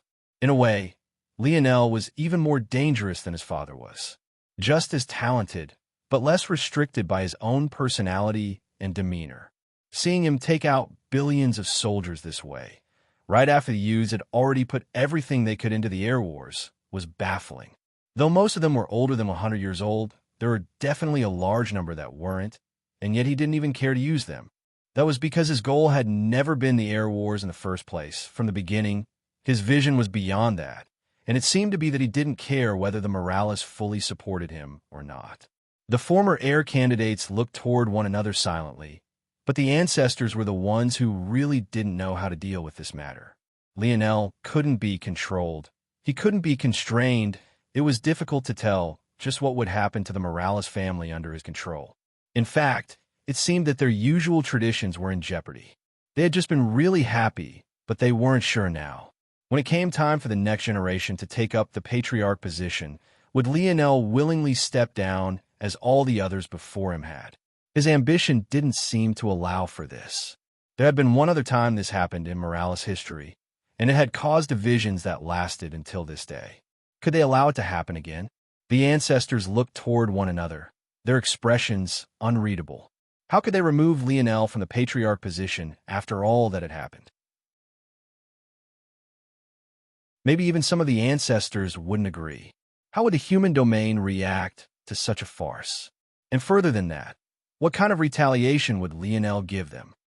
Lionel could guess the thoughts of the ancestors. The funny part was that they were right to worry, because he truly had no intention of stepping down. He truly had a knack for getting himself into trouble he deserved, but he didn't care very much. By the time it was time for him to step down, he would have already united at least the human domain. It would no longer be the Morales family. It would be an empire. If the Morales tried to kick him out ahead of time, well, good luck. Lionel spun the spatial ring he had received in his finger before he forgot everything around him to send his mind into it. He didn't have as much time as he thought he would, so if he wanted to maximize these resources, he would have a very short time. The silver tablet only worked on those below the 8th dimension. He couldn't just use it as a get-out-of-jail-free card. And even when it came to using it on 7th-dimensional experts and lower, there were limits, or else he wouldn't have had to purge the souls that had remained from the trial. Relying on just being able to revive everyone would only get him so far. He needed real power. He had prepared a great deal already, but in his opinion, there was no such thing as too much preparation. These resources were rare, and he couldn't easily get his hands on them. They represented the accumulation of the most powerful families of the human domain. He would be a fool to not try and make use of it immediately. With the help of the suspended reality pods of the segmented cube, he could extend this next day into almost 100 days. He had only displayed 1,000 pods during the Air Wars, but that was only so that others would be fooled into thinking it couldn't be scaled. In reality, he had 1,000,000. This was enough to fundamentally change an already elite troop. Lionel didn't edge himself. He moved his mind directly to the most powerful treasures, or rather, what he assumed to be the most powerful, the Suyard family, the Omen family, and the spiritual religion. It had to be remembered that the treasure they were trying to match up to was the transcendent pool of the Morales. This allowed someone with no training to enter the 7th dimension of the conventional path in just one day. The Morales wouldn't let those families bring out anything weaker than that. Of course, the resource itself wouldn't be given to Lionel. That would be ridiculous. But the amount necessary to use at once would be. To most, a quantity of one for an army of billions was far too little, but Lionel had his own thoughts. His mind landed upon the Suyard family's treasure, and his eyes narrowed. Indeed, it seemed that the Suyard family was worthy of being on par with the Morales family. Chapter 2121, published at 31st of August, 2023, 6:43 and 2 seconds a.m. Chapter 2121. Boost if audio player doesn't work. Press stop then play button again. Lionel took out a stone. It was only as large as his palm, but its heft almost caused the back of his hand to hit the ground. This might not be too surprising if it was others, but Lionel's raw strength now had almost caught up with Anna's before she broke into the 7th dimension. His future wife was practically a dinosaur in the body of a lovely woman, so this metric alone was enough to paint just how powerful Lionel was. The fact this stone was so heavy, though, only surprised Lionel further. That was because he could somewhat already guess what it could do. This stone was designed to train weapon forces. One would sink their weapon force into the stone, and in return, it would be shattered. This process would be fed back to the individual using the stone, and the weaknesses of one's weapon force would be reflected to them. This was a truly magical thing. If Lionel had seen such an item back in a Cataclysm zone, he would have definitely taken it for himself, even at the cost of giving up the other things that he had exchanged for. Lionel didn't know how useful it would be for him, since he had already formed a sovereign spear force. But if he was correct, this sort of stone should be one of the best that the Suyard had access to. Depending on the talent of the person that was using it, helping them to form true sovereign weapon force wasn't impossible. The Suyard family simply called it the whetstone, an apt name for its function. Lionel hesitated. While he was curious to see if he could lower the required strikes to display fourth layered spear force, he didn't act immediately. After his recent increase in dream force, he had gone from needing almost 1,000 strikes to only 333. If he used this stone, he might be able to lower it further. If he could lower the requirement to just 100, he could probably use it for longer periods of time in battle.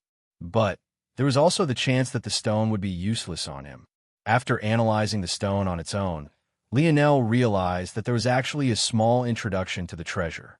This made sense. The Morales would obviously force the families, pressuring them to teach them how to use their treasures as well. After all, many of these were top secret, and very few outside the top echelon of the families would know everything about them.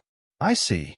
According to the introduction, this whetstone was able to do one of two things depending on the focus of the user. The first was to allow one to comprehend universal weapon force. The second was to increase the base power of one's weapon force itself. There were various grades of whetstones, just like there were various grades of Morales pools as well. However, this was the highest transcendent whetstone, so there was no need to consider anything else. The only requirement to use the stone was that you had already formed your weapon force. After that, the result was based on one's talent. That said, according to the introduction, even those with the weakest of affinities, assuming they started with third-dimensional weapon force, could increase their weapon force to the fifth dimension at worst. Of course, the benefit would be lesser depending on where one began, but so long as you were below the fifth dimension, you would be guaranteed to form a weapon force 2 dimensions above. If you had a fifth-dimensional weapon force, however, you wouldn't be guaranteed anything if you had poor talent. This logic was the same for universal weapon force. Someone in the Four Seasons realm could instantly comprehend the heavenly body realm, but anything above wasn't guaranteed. These effects seemed lackluster compared to the Morales pool, allowing one to enter the seventh dimension of the conventional path instantly. But this wasn't the case. This was almost akin to increasing one's affinity for a force instantaneously. It was much more complex than just increasing the strength of one's body. Even so, Lionel frowned. After a long while, he made a decision. Emna. Lionel's voice echoed, and it drifted to one particular beauty. At the moment, Emna, even while seated in silence, felt like an unsheathed blade.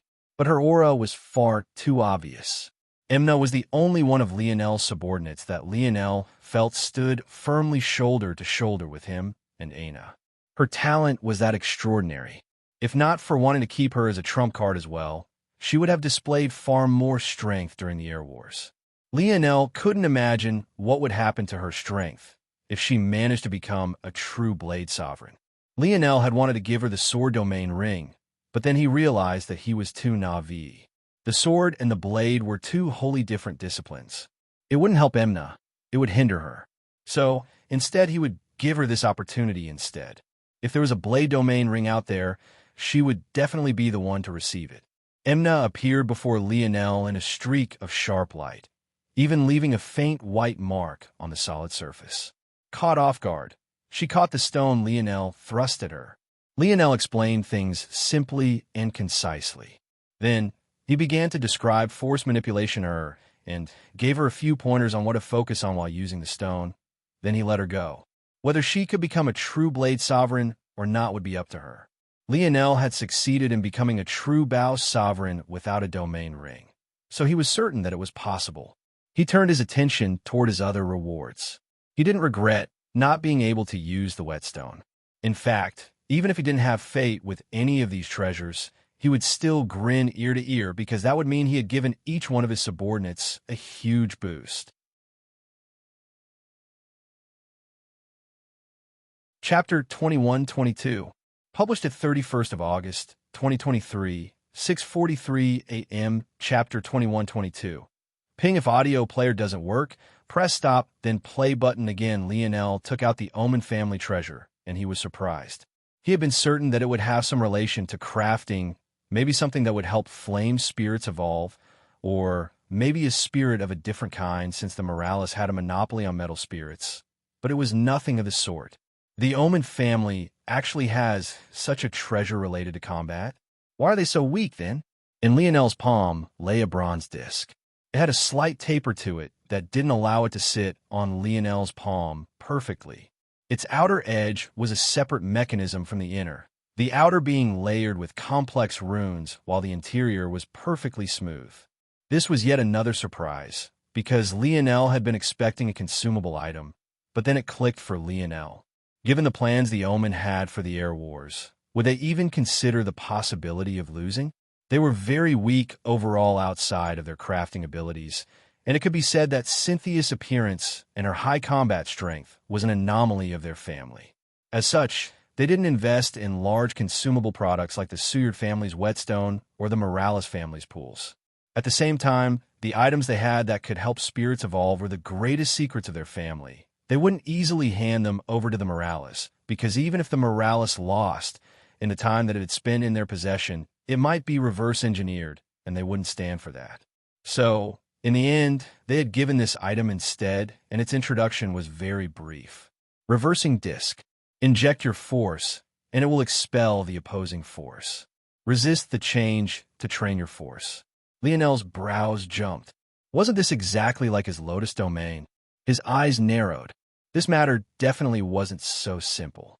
He activated his internal sight and scanned the disc in its entirety, but he didn't find anything out of the ordinary. It seemed to do exactly what the description said. But Lionel did find something else that was shocking. This was definitely a life-grade treasure, but more importantly than that, it gave off a sort of familiar energy that Lionel recognized. The Cataclysm Zone. Lionel's heart skipped a beat. This was definitely the unique air of the Cataclysm Zone. It reminded him of the other treasure he had in his possession. The Cataclysm Zone wasn't just ahead of their simulation in terms of fighting prowess, but their crafting was on a completely different level. From what Lionel had seen, even their standards for black, bronze, silver, and gold grade couldn't compare. This is why even until now Lionel was still using the force crafting he had gotten from them despite technically being able to forge a better one with his life grade status. Though, of course, quills weren't that easy to forge because they required special materials from living creatures. This disc fell into a similar category. It was of the life grade, but it was a life grade that existed on the standard of the Cataclysm Zone, and, as a result, was in a plane of its own. It was no wonder the explanation was so simple. The Omen didn't believe that the Morales could find more information about it through normal means. Lionel flickered and vanished. Anastasia, start an analysis on this treasure. Reverse engineering was an ability that Anastasia definitely had. In fact, if given enough time, she might even be able to construct a replica.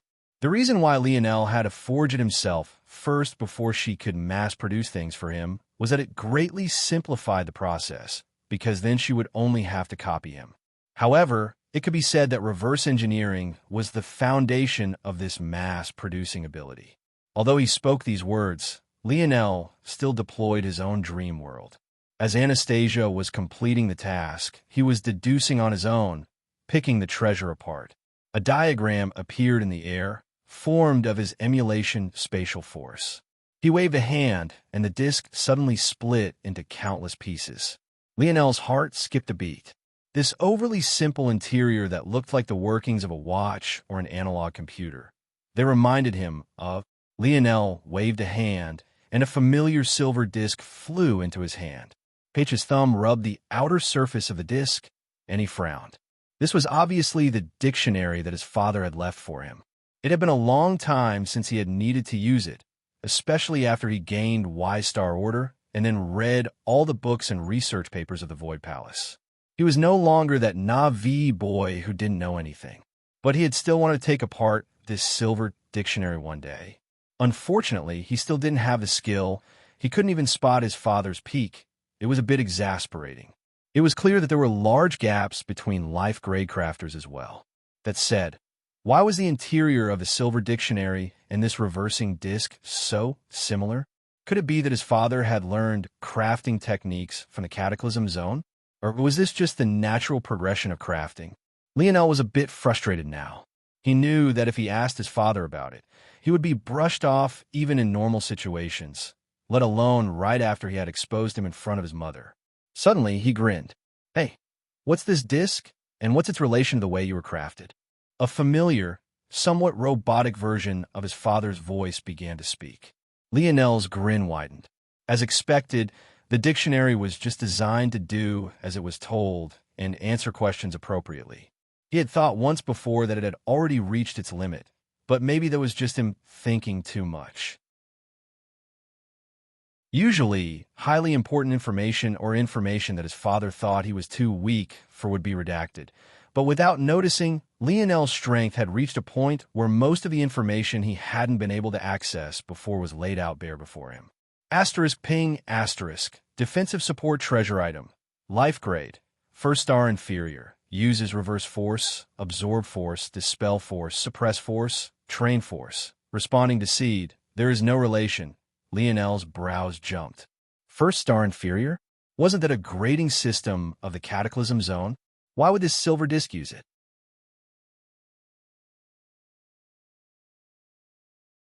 Chapter 21-23. Published at 1st of September, 2023, 11 o'clock and 19 seconds a.m., Chapter 21-23. Humble servant, if audio player doesn't work, press stop then play button. Again, his father's silver dictionary responded with a grading system only seen in the Cataclysm Zone, but it had still concluded that there was no relation. Lionel frowned for a moment before he remembered something. This silver dictionary was known for being a tricky mistress. Unless he asked a hyper-specific question, it tended to skirt the issue. But when he thought about it, it made sense. At least, it made more sense to him now than it ever had before. The silver dictionary probably didn't store answers like a huge database would. Rather, if Lionel was correct, it deduced answers on the spot. The scanning function Lionel had taken advantage of to understand the missions of zones wasn't just an auxiliary function, it was the foundational function of the Silver Dictionary.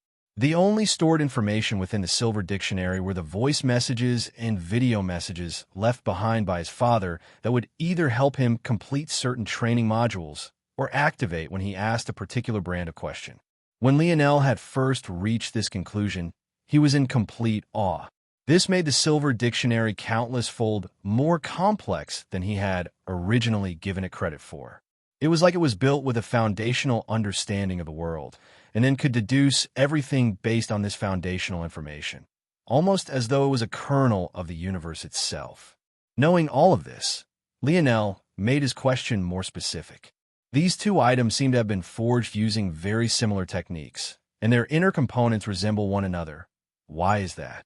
To his surprise, though, Lionel didn't receive the answer he was expecting even after all of this. N0 Valus B. C0M Ping. These two treasures do seem to be built upon the same principles, but they are a product of convergent evolution. They are very similar, but entirely unrelated. The shock in Lionel's heart was even greater upon hearing this. The implications were almost too much to accept. He couldn't help but grin. Divergent evolution was when a species branched into two, forming different traits, and eventually becoming two novel species of their own. Of course, it didn't have to be as exaggerated as that. It could also be as simple as polar bears gaining white fur while black bears gain black. Convergent evolution was the opposite. It was the process of two entirely independent species, unrelated to one another, gaining the same or very similar traits in order to combat the very same environmental factors. This could be any number of traits. In this case, The Silver Dictionary seemed to be implying that his father had independently created this form of crafting that was very much in line with what the Cataclysm Zone called their own. In that case, his father hadn't necessarily been to the Cataclysm Zone before, but this only made his feat all the more astounding. Even with these two items before him, Lionel couldn't even begin to comprehend them. They were on an entirely different level, but his father had created it on his own. What form of crafting is this? Lionel asked. Ping. This form of crafting is known as simplistic convergence by Father Overlord. It takes the rule that a craft with more parts is more complex and reverses it, attempting to minimize the number of moving parts and creating a maze of layered blueprints that can allow a simple mechanism to be responsible for many actions at once. The Silver Dictionary continued to ramble, but the most important part was in the first. Indeed, according to Lionel's understanding, the more parts a craft had, the higher level it tended to be. In fact, this was part of the difficulty of forming a life-grade blueprint. To have so many moving parts be of one mind and body was a tall task. It was no wonder these inner mechanisms reminded Lionel so much of a watch. On Earth, the mechanical watch had never been phased out despite the fact it was maybe the most primitive technology still alive aside from the wheel itself. Instead, watchmakers took pride in making so-called in-house movements that were increasingly more complex and yet served just a single purpose: to move a second hand at a set and steady rhythm. Some watches might include moon and star cycles, but they were ultimately all following the same fundamental principle. That it all hit Lionel at once. He wondered, did his father gain inspiration for this form of crafting from Earth as well? Now that Lionel thought about it, there were two things his father never took off. The first were his glasses, and the second was his watch. It was an old leather watch with an incredibly simple white face. It was thin and unassuming. But as expected, after seeing his father for the first time in so long, it was right there. The shocking reality awakened Lionel, and he felt enlightened, and yet confused at the same time. He realized that this level of crafting was still impossibly far beyond him. There was simply nothing that he could do to understand this right now. However, more carefully than ever, he stored the Silver Dictionary away after asking it all the questions he wanted to. Then, he called James forward. "O mighty Emperor Lionel, thank you for calling thy servant. Your humble knight is here to serve you." James bowed low, but in return he got a kick for his efforts. "I'm sorry, Emperor. I'm sorry. Please forgive this humble servant." James begged for forgiveness. Lionel was exasperated. All right, I get it. I called you here for a reward, but it seems that you don't want it. Maybe I should just call someone else." James suddenly appeared by Lionel's side. "Lionel, OL buddy, OL pal, you wouldn't do that to your boy, right? We were raised in the same crib practically. We peed in the same bed. I didn't meet you until I was 4 years old. Potato, tomato, now gimme." James grinned, snatching the bronze disc. Lionel laughed and shook his head, letting James take it.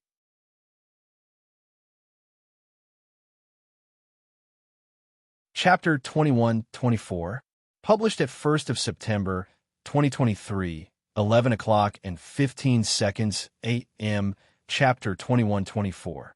Protective mechanism? If audio player doesn't work, press stop then play button again. Lionel chuckled as James left. That annoying guy had a way of making him feel better and yet annoyed at the same time. Once again, he didn't hesitate to give something so valuable away. In fact, this might even be more valuable for James than the transcendent whetstone would be for Emna. That disc didn't seem to be very related to James, but if one thought about it, it was essentially James' ability index in treasure form. It could take in force, absorb it, expel it. James' strongest ability was nerfing a specific type of force within a certain region, and the treasure also had that ability as well. The only thing that James couldn't do was convert one force to another type of force, but with that treasure, he could obviously use it as a medium to do so. That said, Lionel didn't want James to rely on the treasure like a crutch. Rather, what he wanted was for James to study the runes of the treasure and gain a deeper understanding of them.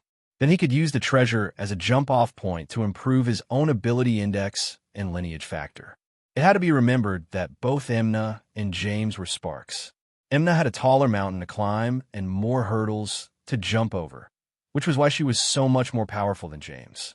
As for James himself, his hurdles were lower because he was already born with great talent as a person of Earth. He wasn't a particularly introspective person either, so much of his advancements came naturally and without much effort. If he made full use of the bronze disc, his abilities should take a massive leap forward. By then, he would become the second person on par with both himself and Aina. At that point, they would truly be unstoppable. If one added Ellerin, old Hutch's grandson, and Amory to the equation, the core of Lionel's formation would be nigh undefeatable. Ellerin may have lost handily to James, but Lionel wouldn't necessarily say that James was undisputed. James just happened to be the perfect counter to Ellerin. That said, Ellerin ran into similar problems as James, but for different reasons. Ellerin was very introspective and had grinded every day to improve himself. His issue was that his ability index was far too special, and it took him walking 10 miles to see through what someone would see walking one, and that was despite having impossibly high talent already. As for Amory, his problem was only life and death experiences. But very soon he would get much more of that. These weren't things that Lionel was worried about. Instead, the true problem with these two was whether or not they would follow him without causing problems. The more powerful a person was, the more difficult it was to guarantee such a thing. I wonder, though, why didn't the Suyard family force me to hand back Amory immediately? Unless they assumed that it was useless to ask until they brought forward compensation. This was indeed an odd situation, but Lionel felt that that answer was probably true enough.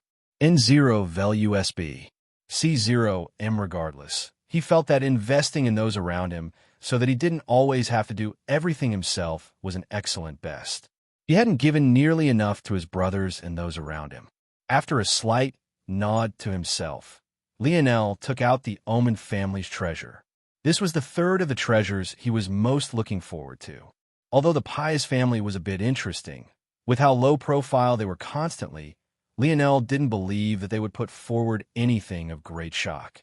And since Shield Cross Stars and the Void Palace weren't participating, this was definitely the top of the line compensation. That said, Lionel didn't really expect very much from the spirituals' religion either. With their pacifist tendencies, they didn't seem to have entered the air wars for victory. If they were planning to lose, what could they have brought forward? If Lionel had to guess, this treasure was one of two things. It was either completely useless or something that they were certain that only spirituals could use. And sure enough, Lionel took out an orb. The moment he touched it, he felt a familiar feeling. It was the feeling of his soul trying to be sucked out of his body. The last time he had felt this, Wise Star Order had been trying to trick him into learning a technique of the spirituals.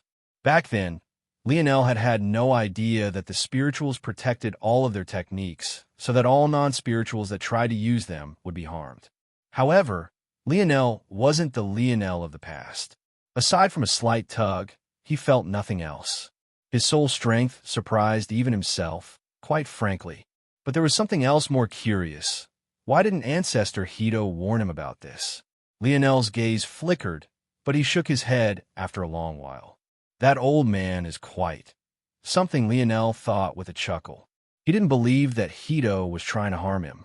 In fact, he was certain that that old man knew what would happen and allowed it anyway, because he was confident in Lionel. After Lionel looked at the introduction, his brows shot up. Interesting. So this isn't just a protective mechanism. This so-called soul extraction orb is precisely designed to pull your soul out from your body. Is this how Amory succeeded in separating his own? Lionel only knew a single crude method for separating the soul from the body.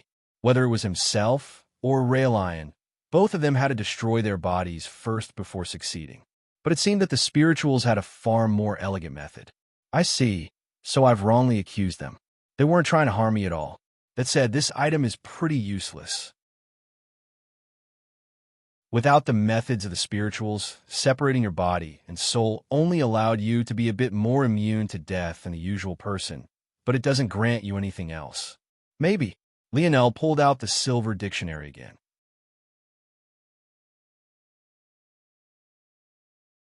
Chapter 2125. Published at 1st of September, 2023, 11 o'clock and 13 seconds a.m. Chapter 2125. Extraction if audio player doesn't work, press stop, then play button again. Ping. Soul extraction orb. This item is used to separate the soul and body. In lower life forms, the soul is omnipresent and impossible to detect and sense. As a result, when the body dies, the soul dies. The only exception are those with special ability indexes or those of higher races. Some races, such as the spirituals, are even born with their souls alone, and then construct their bodies after birth. Lionel had asked what the object and what the significance of soul extraction was, but he didn't expect this answer.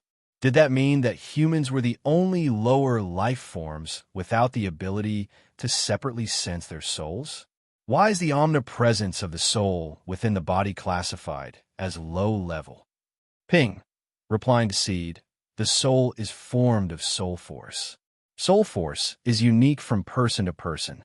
When this soul force is diffused into the body, it becomes further tainted and further removed from the origin of dream force that birthed it. This makes it more difficult for higher class talents to be born, and even those of equivalent talent will be weaker in this state. Lionel's brows couldn't help but jump as he had a bad feeling. What happens if you separate the soul from the body after birth as a lower life form? Ping. If being born with soul and body separate is first class and being born with them fused is third class, then separating them after birth would be second class. But even then, the progress will be slow and only occur over the course of a long time as the cells of the body turn over and the person in question trains. The damage to affinity and talent has been mostly done after birth, and it is difficult to reverse. Lionel sucked in a cold breath. This was what he had thought. He had been hoping to hear something else, but clearly it wasn't in the cards for him. When one thought about it, it made sense. The spirituals were born with just their souls, but as a result, they were able to construct perfect bodies for themselves. All of the talent that they had was stored within their souls, so whether they would have innate nodes or not, for example, was already predestined. It could be said that the body was just a projection of what the soul was, and if they were born as one, then the soul couldn't do its job properly. The spirituals were the highest form of this, but there were several other races who had their souls birthed within the womb first, before their bodies were constructed, and, as such, could stand almost shoulder to shoulder with spirituals. Also, it was hard to say which among these races and the spirituals had it better. That was because not every spiritual would have access to the perfect resources to construct their bodies. While not every body formed within the womb would be perfect for the soul it was bonded to. Either way you sliced it, though, the spirituals at the very top, the noblest of them with access to all the resources in the world, would have access to the greatest and most perfect bodies. In addition, from time to time, those among races with bodies constructed after souls in the womb would hit the lottery a few times a generation with geniuses with perfect bodies as well. As for humans, well, humans were essentially screwed at that front. There was simply no lottery to hit for them. Lionel chuckled. Although he had reconstructed his body, he had done it with instant recovery. It just reformed his body based on the previous blueprint. Nothing had changed. As for Raelion, his situation was similar. Unless one could figure out what was wrong with their body ahead of time, no amount of reconstruction would change anything. At best, separating one's body and soul would allow slow improvement over time, but perfection would be impossible. There was another problem as well. Aina had told him that his father had a sort of seal on him. He felt that that seal had finally been entirely undone, but it also left him even more a loss of what to do. He didn't even know the first step to take. His soul was already tainted. How could he cleanse it? Suddenly, Lionel froze. The spark shot through his dreamscape was so violent that lightning almost manifested in the real world. His clones, which were manning the star ships, rippled wildly, almost dispersing. Cleanse? Dimensional cleanse? Was it a coincidence? Was he grasping at straws? Aina, Lionel suddenly spoke. Not long later, Aina strolled in with a raised eyebrow, but Lionel only tossed her the soul extraction orb. Use it. Aina blinked but didn't think much. Soon, she felt a weird pressure coming from within. She felt as though the deepest part of her being was being ripped out from her. The pressure coming from Aina suddenly doubled, and then it doubled again. The look on her face became somewhat pained, but she didn't stop. For Aina, of all people to show such an expression, Lionel knew, for certain, that what she was truly experiencing was world-shattering. Maybe this method was no less painful than being eaten alive. Even so, Aina didn't make a single sound. N0 Velu SB. C0 M. Lionel watched in silence, but his expression was very serious. Lost in thought, he thought about the fact that his was a simulation once again.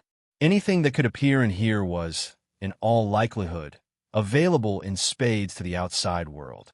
If this orb was really so useful toward changing their fate, they wouldn't be in their current situation. The same went for dimensional cleanse that had appeared in here, no? But Aina was a bit unique. She had Brazinger blood flowing through her veins, so her family line was from outside of the simulation. In addition, she had a unique ability index that allowed her to subconsciously understand the best path to take her body down. He wondered if he allowed Aina to separate her soul from her body, would she be able to naturally understand how to make herself perfect?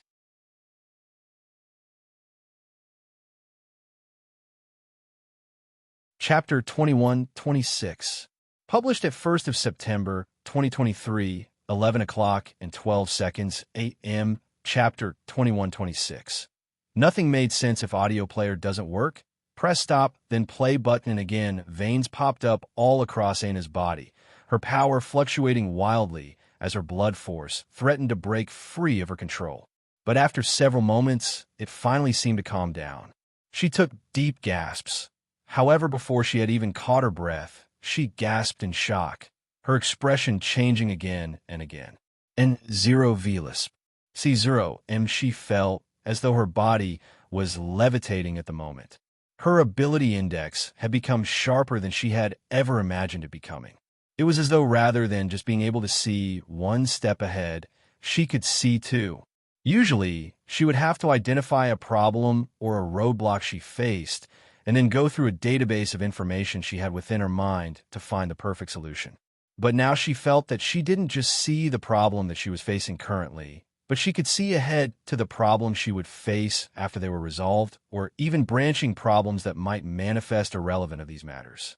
It was like the road ahead had been cleared, the fogginess that had blocked much of it lifting up a great deal. Now she didn't just see enough to take a single step forward, but 2 steps.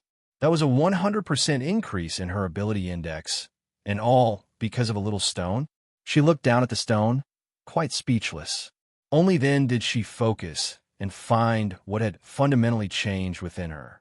Whereas before her body had felt like both the engine and the car body, it was now just the car body, while a mysterious bundle of energy that could only be said to be the engine had separated. Suddenly, Aina understood. The core of her ability should come from this bundle of energy, but while the bundle of energy was fused with her body, it was too difficult to distinguish what was fundamentally herself and what were problems that should be corrected. As such, that limited the options she could take. But now, she gripped and released her fists, her golden irises shimmering. Crack! The stone's crack shocked her awake, and she looked at it with a bit of pity. It would be amazing if everyone could have such a feeling, but it seemed that this stone could only be used a limited number of times. Lionel looked toward the stone and shook his head. From his understanding, it could only be used 3 times, and each subsequent usage would force the person in question to undergo more pain than the last. That was because the stone had to work harder due to its imperfections, placing the body under greater stress. That aside, Lionel doubted that anyone would receive the same great advantages that Aina had. Her ability index was very unique. It had to be remembered that there was a point where even Aina herself couldn't tell where her ability index stopped and where her lineage factor began. They had too many overlapping abilities, and the cloudiness made it difficult to take perfect advantage of the two. While this was good for continuing down a singular, unified path, it was bad for comprehending the inner workings of a singular power. Now, however, with it separated from her body, the ease had become far greater. Whatever benefits Aina was receiving now was just the tip of the iceberg. It had to be remembered that the lineage factor was rooted in the body and changes within it. Whether it was bloodline, additional organs, or changes to existing organs, these were all categories of lineage factor. Ability indexes, however, were bestowed by the regulator, and they were matters of the soul. Now that they had been separated, Aina's comprehension of both would become as clear as day. She was so happy that she almost squeezed all the air out of Lionel's lungs with just a single hug. Lionel coughed heavily. Okay, Miss Guinea Pig, your husband needs your help. What did you call me? Aina squeezed tighter. Mercy, it's a joke. Aina nodded with satisfaction, and then quickly came to understand what Lionel had meant. It seemed that she would be testing to see how one might form a perfect body after separating the soul. After some hesitation, Lionel shook his head and then passed down the layers of dimensional cleanse up to the 6th-dimensional layer to Aina. Now that he had fully comprehended all the layers he had, he wasn't restricted to passing it down in the slightest. The knowledge had truly become his own, and he didn't have to rely on anyone else. It was a long shot, but he thought that maybe it was still worth exploring. His dreamscape had never stirred him wrong before, so maybe he would get a pleasant surprise this time. Even so, Lionel wasn't very optimistic. That was because things weren't adding up.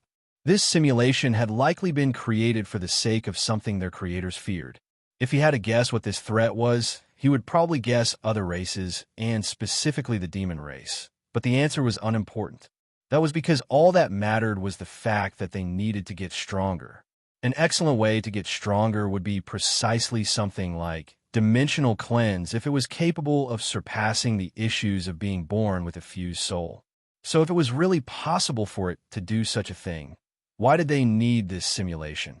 That aside, even if they knew about this secret of dimensional cleanse, why would they create humans who weren't aware of how to circumvent this weakness of theirs? Why would they allow inferior examples of humans to propagate? If they already had this technology, what use were weak, fused soul humans to them? Clearly, they could simulate better versions. After all, weren't there spirituals here too? Lionel suddenly felt a headache coming on, not a figurative one, but a very real one. His mind was fatigued. No matter how he forced himself to think, there were simply too many questions and not enough answers. That was right. If they could create spirituals, then why would they fear the demons? Nothing seemed to make sense.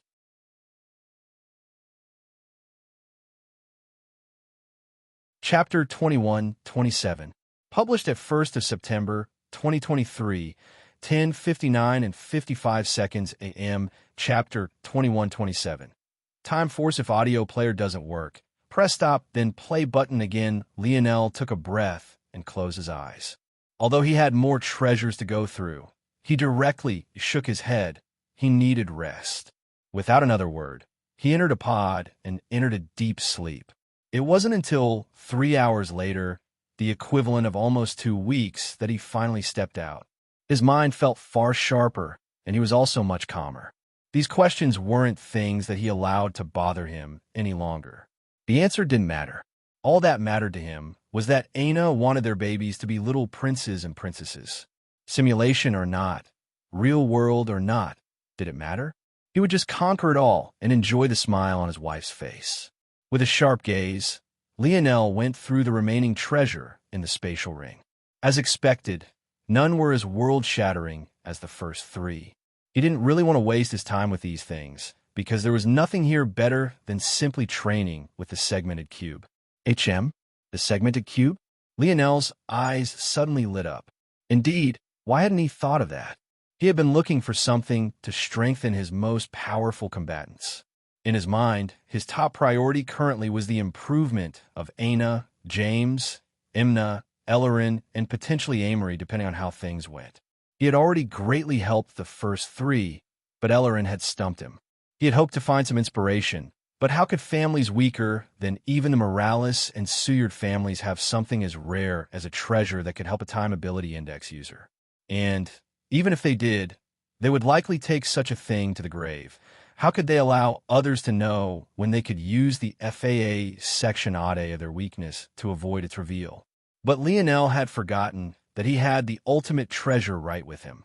Whether it was the snow globe or the suspended animation pods that had spun off from them, both were a spectacular application of Time Force. There was nothing else that could be used to describe them. It was very likely that Anastasia knew something about this force that others simply didn't. Anastasia. Lionel called the little cloud spirit over again. The analysis of the bronze disc was still going, although he had given James, but Anastasia could multitask quite easily, especially since this was a question that should be within her purview to answer. You're ordering me around a little bit too freely, don't you think? And didn't I sense your father? That bastard is actually so close and won't come say hello? How dare he? Anastasia seemed to have been holding in this belly full of anger for quite a while, but finally couldn't anymore.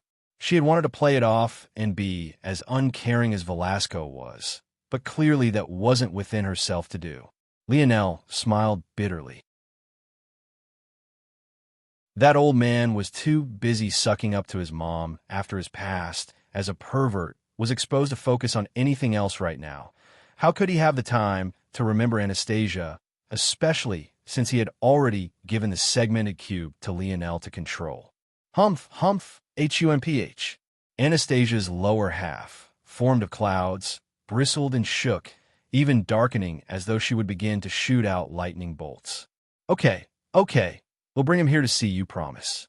That aside, what do you know about Time Force?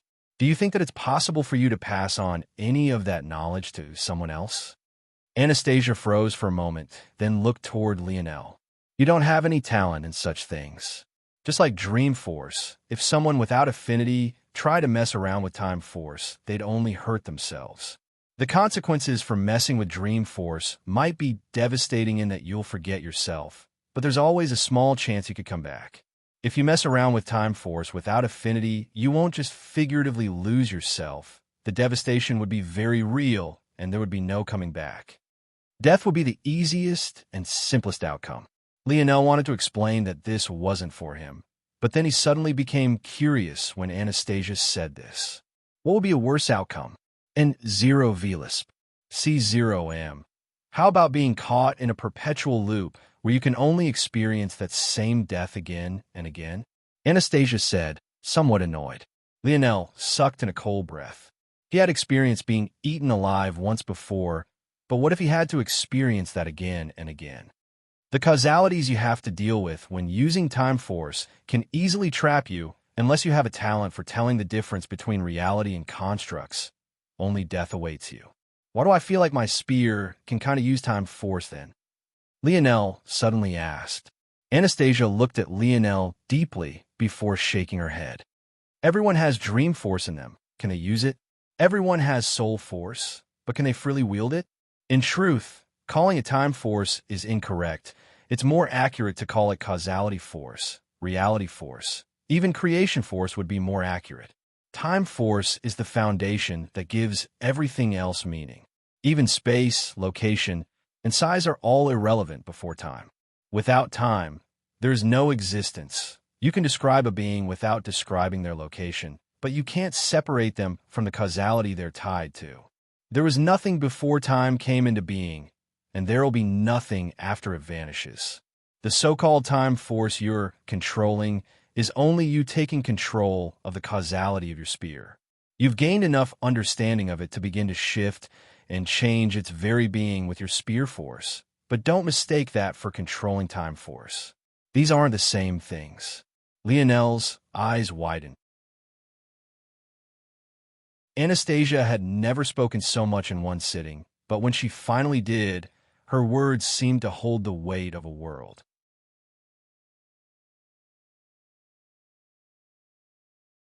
Chapter 2128.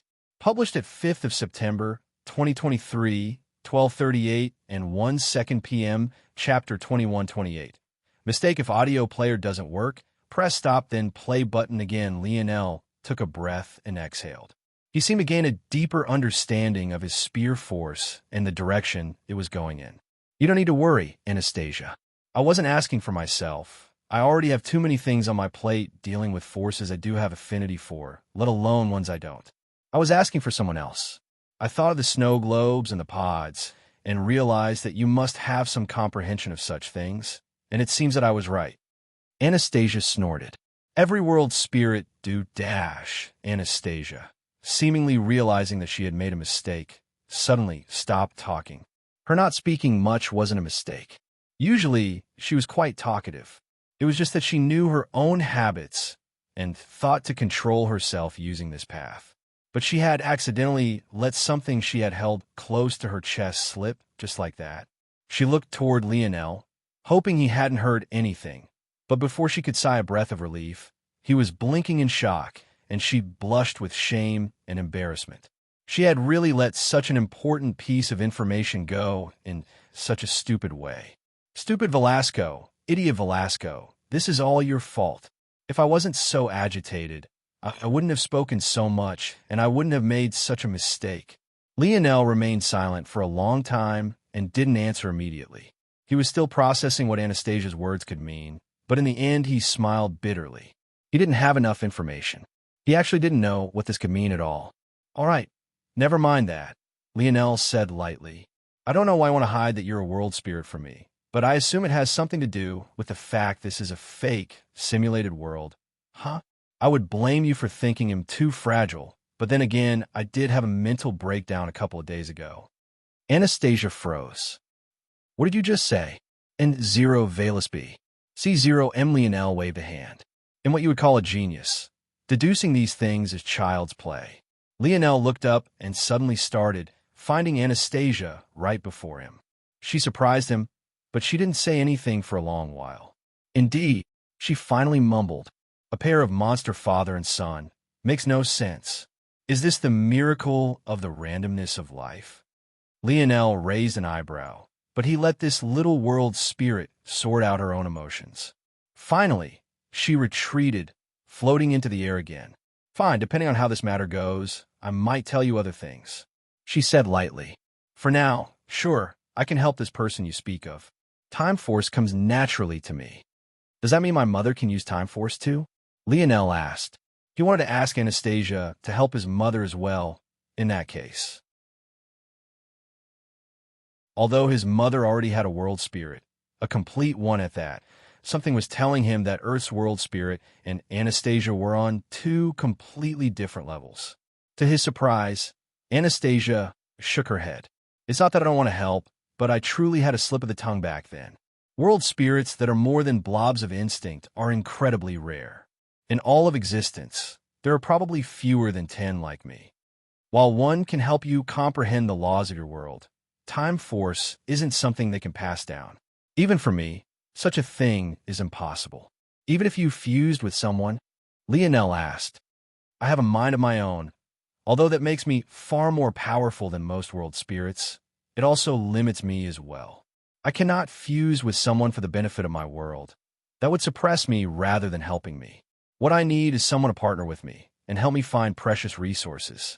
Once I succeed in entering the 9th dimension, it'll finally mature and my world will fully take shape. Only then can I try to skirt some of the regulator's rules by passing down such knowledge. Lionel nodded slowly. I see, I understand. After a moment, he tossed over a snow globe. He's in here. We don't have much time, so I hope that you can train him in a time-dilated state. Try to see if you can make him obedient as well. Anastasia nodded and her eyes lit up. Indeed, Ellerin had a strong Time Force affinity. This was indeed perfect. Obedient? Her head suddenly popped up. Let's just say he's a bit unruly. His parents were killed due to a decision of Old Man Fox. His own grandfather stood in his way, and he was enraged enough to cut him down. So maybe being unruly isn't exaggerated enough for this person. His parents died. Indeed, they were likely to become invalids, so they were killed before the metamorphosis. I see. What? You can do something about that. Well, in the real world, no, but this world is more pliable, and it's even easier when the people in question have weak causalities. Third-dimensional beings, without even ability indexes, are about as easy as it gets. It would be helpless if they had entered the God path, or the eighth dimension of the conventional path, but this is too easy. Lionel was stunned. He suddenly realized that maybe there were a lot more things Anastasia was hiding from him, so that he wouldn't realize just how special she was too early. But now that he had exposed these matters, her misgivings were much less. She directly spoke about resurrecting two people who had died more than 30 years ago, as though it was a trip to brunch. After a moment, Lionel grinned. After this, would Ellerin still dare to disobey him? Now that he thought about it, Hutch was in the seventh dimension of the conventional path at best, and his ability index was just as broken as his grandson's. If not for familial love, it was unlikely that Ellerin would have had a chance to win it all. Since you're busy being a god anyway, Anastasia, how about someone else?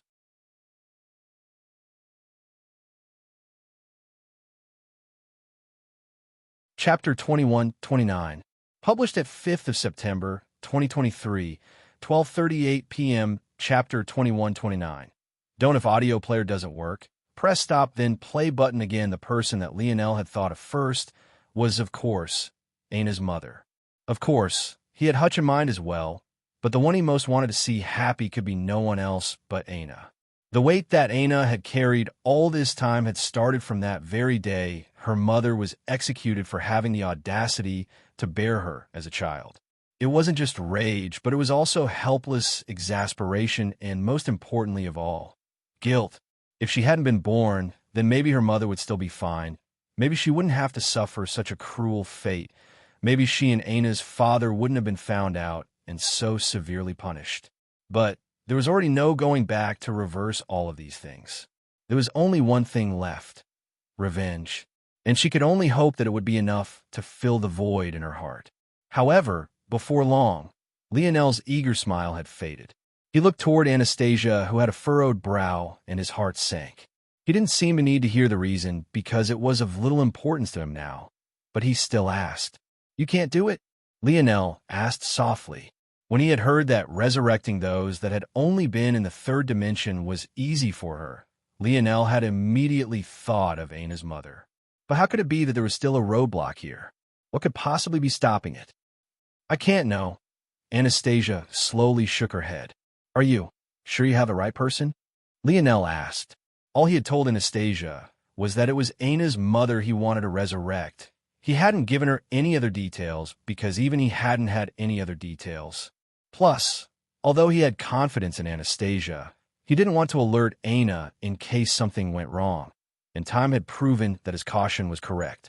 Even so, he had to ask, was it possible for Anastasia to be 100% certain of who she was targeting when things were just like this? Anastasia shook her head. A parental relationship is the easiest causal relationship to see through. If I had to look for a distant cousin, maybe there'd be a small chance I could make a mistake.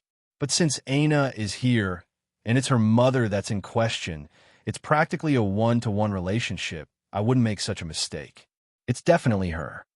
But Ana's mother died before the metamorphosis. She's also in the third dimension, just like Ellerin's parents. Why is one possible, but the other isn't?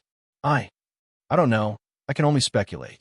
Someone with a far greater causality is interfering with Ana's mother's own, entangling it to the point that I wouldn't be able to extract her perfectly even if I tried. If I forced it, what came out the other side wouldn't even be her mother. It would just be a woman who carried a similar form. Lionel's heart shuddered. Hearing this, he realized that resurrecting people wasn't nearly as easy as he had thought it would be. But at the same time, he felt somewhat empty. And Zero Velisp, C0MHE, had spent so long looking for the meaning of life. Why was it that this world didn't allow him to rip off the Band-Aid in its entirety? Why couldn't life just be completely worthless through and through? But now he was hearing that those with lower value lives could be more easily resurrected than those that were more powerful. It was as though his worldview that all lives were equal was being spit at and smacked across the face time and time again, and yet he couldn't even benefit from it. It was frustrating. Would this be because she married Ana's father? No, this isn't enough. But Anastasia hesitated. Tell me, Lionel said firmly. This. Remember how I said finding a parent through Ana was exceptionally easy because it was a one-to-one relationship in causality? Well, the reverse is true as well. It's difficult to affect someone else's causality, but the closer you are to that person, the easier it is. And having literally given birth to a person, Lionel paled and he sat down. There were very few things that could make him react like this, but he felt like he was feeling Ana's emotions for her at the moment. If Ana knew that her mother couldn't be brought back because she had grown too strong, how devastated would she be? No, even beyond that, wasn't it because of revenge that Ana had put in so much effort to increase her strength? And now, because of that strength she had worked so hard for, she would never be able to see her mother again? How cruel was a fate like this? What Lionel didn't know was that there was something else that Anastasia hadn't told him. If she was correct, things might have still worked if Ana was still in the sixth dimension. One would enter the God path upon entering the sixth dimension, but because her mother was one step removed from her causality, the impact was lessened. However, the moment she entered the seventh dimension, it was just one day, just a single day, was the difference between Ana being able to cry in her mother's arms or not. Just a single day. Lionel took deep breaths and slowly managed to calm himself. Don't resurrect them, Lionel suddenly said. What? Don't resurrect Elleren's parents. Leave them as they are. Lionel didn't say anything else as he stood and left. Anastasia could only look toward his back with a complicated twinkle in her eye. She understood. If Anastasia resurrected them, then Ana would learn about it one way or another. Ana was quite intelligent. She wouldn't believe that Lionel would put in the effort to resurrect the parents of others, and yet not her own. If she realized this, then she would only be one step away from the truth. Lionel refused to see that kind of pain on the love of his lives' face.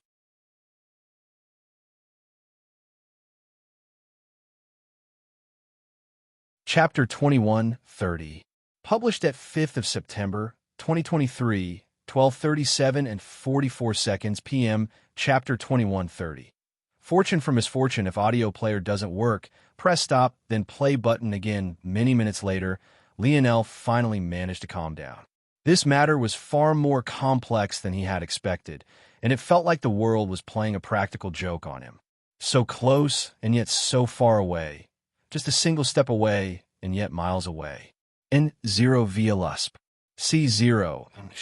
He suddenly heard the echo of a familiar laughter in his mind. He didn't remember having laughed like this in the past, but for some reason he was certain that it was his own laughter. The laughter sounded quite heroic, and yet there was an undertone of sadness and helplessness hidden within, an echo that grew louder and louder until his vision suddenly went white. When Lionel came to, he was still standing in the same spot. His body was drenched in sweat, but other than that, he seemed like the same person he had always been. Taking a breath, he returned to the living setting and entered his and Ana's personal bath. He had already reached a state of cleanliness where he could spend months, even years, without a shower and still be fresh, but right now, he felt like he really needed one. He slipped into the cleansing waters after stripping down his clothes and lowered himself into the water. The water slid around him until he had submerged even his head, sinking to the bottom of the large pool. He breathed deeply, ignoring the waters around him. When the cleansing waters entered his lungs, rather than flooding them and leaving him gasping like one might expect, it immediately became vapor, dispersing into his body. Lionel hadn't expected this. In truth, he had just made a mistake. He had wanted to do what he had recently begun to do in the water, filtering out wind force from the water force and inhaling that. But in his absent-minded and somewhat fatigued state, he had forgotten that cleansing waters were the purest form of water force. There was no wind force within it at all to filter out and breathe. Just when he thought that he would be drowned by his own foolishness and was prepared to rush up to the surface to expel the cleansing waters from himself, this had happened. His body suddenly began to tremble, deep-seated and hidden imperfections began to be pushed out one after another. Lionel was rendered speechless. He hadn't expected that things would actually end up like this. He had been thinking about how to help his body approach perfection, and he had actually stumbled into the method in such an unbelievably stupid way. Quickly, Lionel calmed down and accessed some things. Only then did he realize that this wasn't a natural state of cleansing waters, or most accurately, not just anyone could inhale cleansing waters like this. If someone else tried, they might truly drown themselves. The sudden vaporization of the cleansing waters he inhaled was a result of his new lineage. Or rather, a result of his previously evolved metal synergy lineage factor evolving once again. Lionel's new lineage factor built upon the four components of the metal synergy lineage factor quite beautifully. The first component was the one all Morales had access to, and that was the ability to absorb the life of metals and make it their own. The second, the one the Radix family had received, was the reverse, to take one's life and bestow it upon metals. The third was what was given to the Midas family, and that was the ability to swallow flames and gain endless life force from them. The fourth was given to the Flora family, and it was ultimately the ability to bestow life once again. The way Lionel had seen it, although these were separated into four more complex bits, they were ultimately two larger halves, one that could take life and make it one's own, and the second was to bestow it and grant power. One relied on refinement of external sources to grant oneself power, and the second relied on refinement of internal sources to grant an external object power. Both formed a yin and yang sort of balance, and there were all sorts of techniques that could branch from it. But what Lionel benefited from the most was the nigh infinite pool of longevity. Somehow, after the evolution, Lionel had gained the ability to refine more than just metal and fire. Even water seemed possible now, and he had gained the largest store of unrefined waters right before him. Even if he tried to refine all of these cleansing waters, he wasn't sure if it would truly be possible unless he reached the 9th dimension, but by then these waters would expand. Once more, his Anastasia would definitely reach that level as well. As his pores dilated, Lionel found that his body had far more imperfections than he had thought. What was being expelled from him wasn't impurities, per se, but was rather like foul force. This force would be the kind that stopped normal force crystals from becoming pure force crystals. This sort of force, impeding those born with fused souls, was precisely what stopped them from reaching the perfect state of body and mind. These cleansing waters were only 8th dimensional, so Lionel wasn't sure if it would truly be able to allow his body to reach that state of perfection that only few geniuses of other races and a handful of spirituals had. But what he was certain of was that it would allow him to get much, much closer. I guess this can be counted as a disaster turning to fortune, Lionel whispered to himself softly. The complexity of a pie forming in the sky, only to land right in his face, and then for another one to form soon after it brought him through a roller coaster of emotions. Suddenly, Lionel gripped his fists. The complexities of life were something that smacked him in the face every time he tried to gain an inkling about what truth may lie behind the doorway.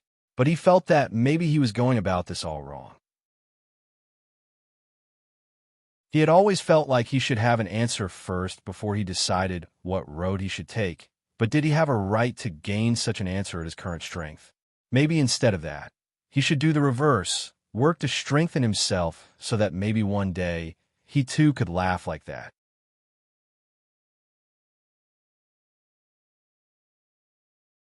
Chapter 2131.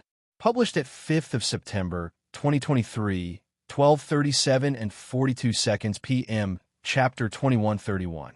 Not quite if audio player doesn't work. Press stop then play button again as Lionel was meditating in the depths of a pool of cleansing waters. The situation in the Void Palace was only getting worse with every passing moment. The domain-ranked disciples that remained had worked their whole lives for this matter, and they carried resolute faces as they faced off against legions of otherworldly beings. But their resolution did nothing to change the fact of the matter. they were entirely outmatched. In the past, the humans had at least had the advantage of numbers.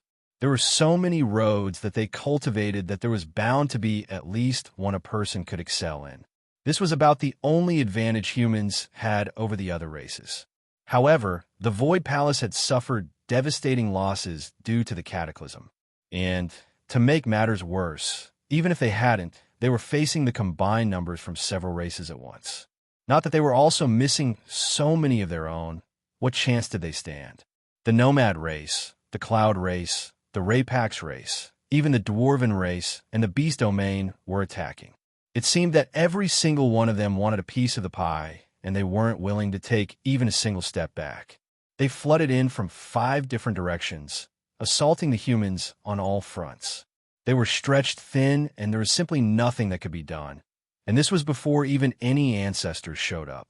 With the way things looked, it seemed as though the human domain would fall without the 8th-dimensional experts of the other races even having to lift a hand.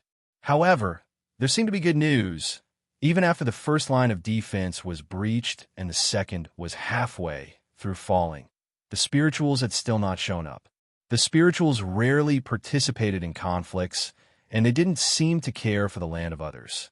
There were a rare few stragglers who came out from time to time to remind the world of the power of their race, but other than that, there was absolutely nothing. That said, it had been a long while since the last 8th-dimensional world had appeared. It would be hard to tell what they would be willing to do in this situation. As a result, they became like a lingering guillotine in the air. But so long as they didn't appear, the situation wasn't helpless quite yet. On the side of the humans, the Void Elders stood outside the tallest peak of the Void Tower, their expression solemn and their wrinkled faces contorted. They could see that the second line was about to fall. The prestige of the Void Palace has fallen too far. It had already been half a day, but there were no signs of those families appearing. The Void Palace wasn't worried that they wouldn't show up, but rather worried that they would show up far too late. They were waiting for everything to be perfect for them to make their appearance, not realizing that there would simply be nothing left to be perfect if they were any later. But it couldn't be helped. The prestige of the Void Palace had taken a huge blow after they failed to protect so many of their disciples. Many middle-of-the-pack families had sent their own hope in generations to the Void Palace, only to lose their child forever. Now, those families were being called again, and it was hard to tell how they would feel. There's no choice. If they don't appear, the entire human race will be enslaved. It's already helpless, Void Elder Lisbeth said softly. What did you say? Void Elder Galliene, a drill sergeant among them, snapped almost immediately. I said that it's helpless. Who cares how many of them appear? What will they do when the ancestors of the other races start appearing? Even back when we had such a huge advantage in the number of 7th-dimensional existences, our number of 8th-dimensional existences couldn't match up to even one of the races, let alone so many of them. We have many paths to reach the 7th dimension, but none of them are excavated deeply enough to allow a large number to enter the 8th dimension. We are finished. Hearing a Void Elder say such words, the others were shocked. So shocked, in fact, that they couldn't even react to what happened next. Void Elder Galliene, who had just seemed to be reprimanding Lisbeth, turned around and swiftly attacked. It wasn't just him, but Lisbeth and Void Elder Vimark attacked all at once as well. The other Void Elders were caught off guard, many of them having their chests pierced and hearts shattered in a single swift move. Cornelius, who had only recently managed to become a Void Elder himself, was instantly enraged. He had never imagined that the people he had spent his whole life looking up to would suddenly do this. The remaining Void Elders suddenly recovered as well, but just when Cornelius was about to attack, he froze. He looked down, finding an arm piercing through his chest. He struggled to look back, but he never managed to see who it was. He had never expected it to be a 2-layered plan. Only a part of the traitors had acted in the first rounds while the rest pretended to be shocked along with everyone else. Then, just when it seemed the traitors were clear, the second group attacked. Cornelius didn't even know what to think in his final moments until his thoughts suddenly settled on a particular one man for some reason. That young cub had given him such a headache in the small time he had known him for, but he had always seemed to pull out victory from the jaws of defeat. Cornelius slipped down, falling from the hand of the person who had attacked him, through the clouds below and toward the ground. The hand pulled back, slowly wiping their hand of blood as their features began to change. "Do we attack now and finish it?" Lisbeth suddenly asked. The person shook his head. "Not quite yet. If Lionel had been here, maybe his heart would have stopped beating entirely." This man was someone he knew all too well. He was none other than Lionel Morales. Erdél's notes, for those who are confused or don't remember. Lionel Morales is the savant from Earth that thought he was Lionel. He should be dead, but I guess not. Also, the author says maybe Lionel would have his heart stop beating, but let's be real. Bro just realized his world is a simulation and that people can get res like it's nothing. I don't think this would surprise him. And zero VLisp. C0M.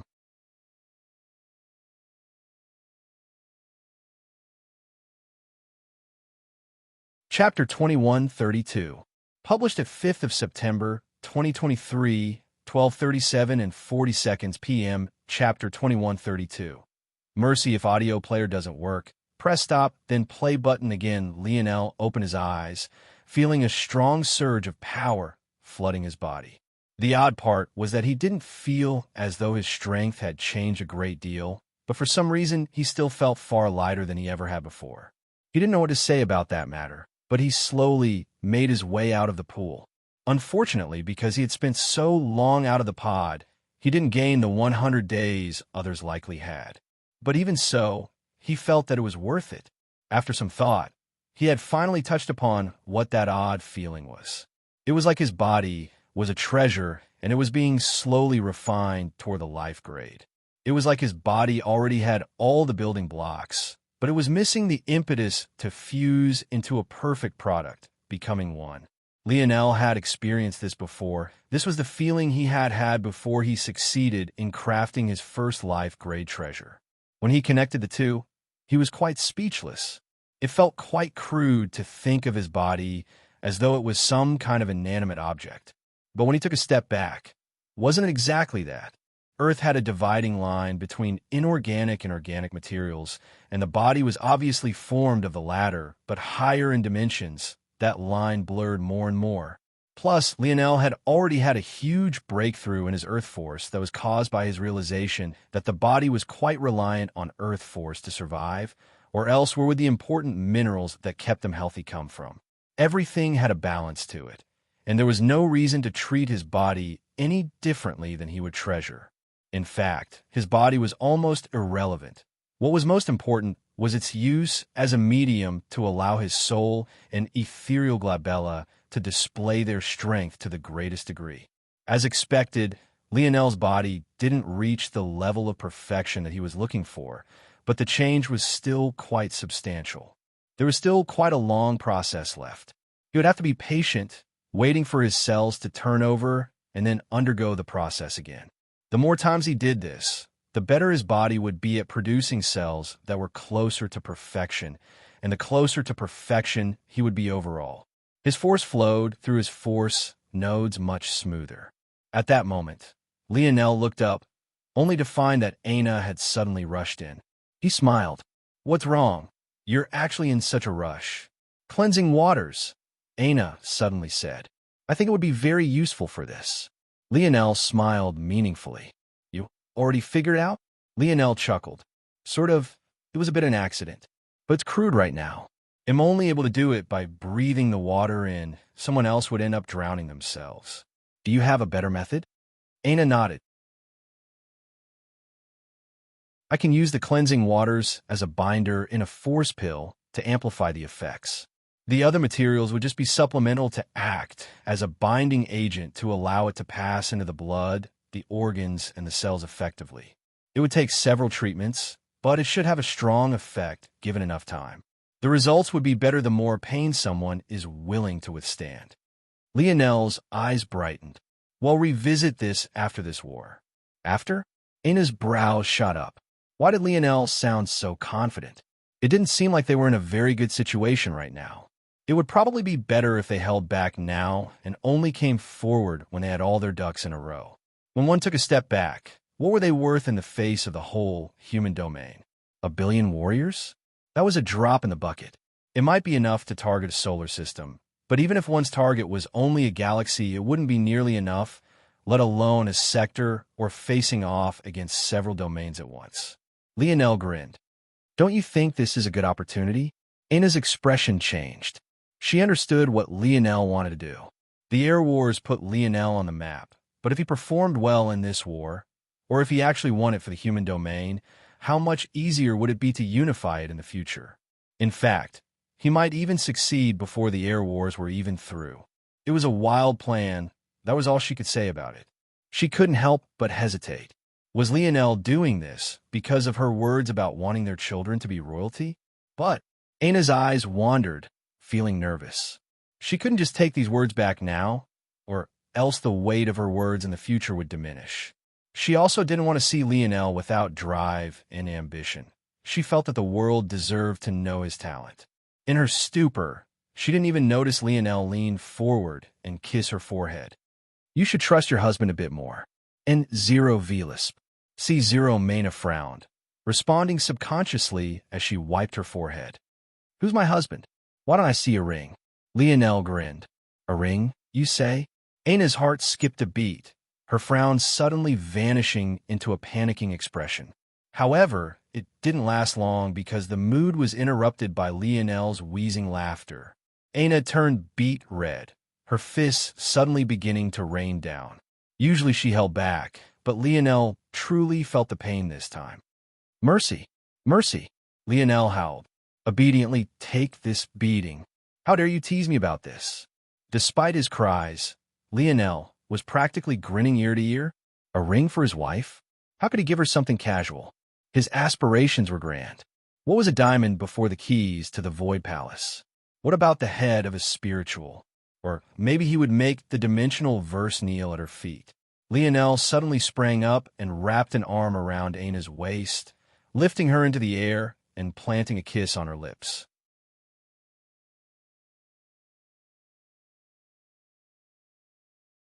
Chapter 2133.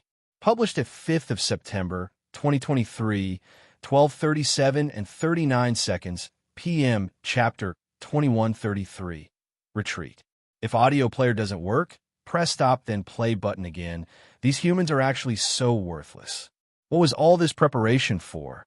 A nomad young man yawned. This young man mumbled to himself, watching the carnage without much care. He leaned back on his own floating hands, reclining in the skies without a care. He was well known among his race, but this went without saying since he was chosen to lead his own legion. He was Prince Gregwin, and was quite known for his laziness. He was probably the only nomad who would use his extra hands in such a way. The nomad race's standout feature was, of course, their 3 pairs of hands, 2 of which were attached by their wrists to their arms, and the remaining 4 of which floated around their bodies as though they had minds of their own. Then there was, of course, the gems on their foreheads, a protrusion of their ethereal glabellas. Gregwin looked off to the side.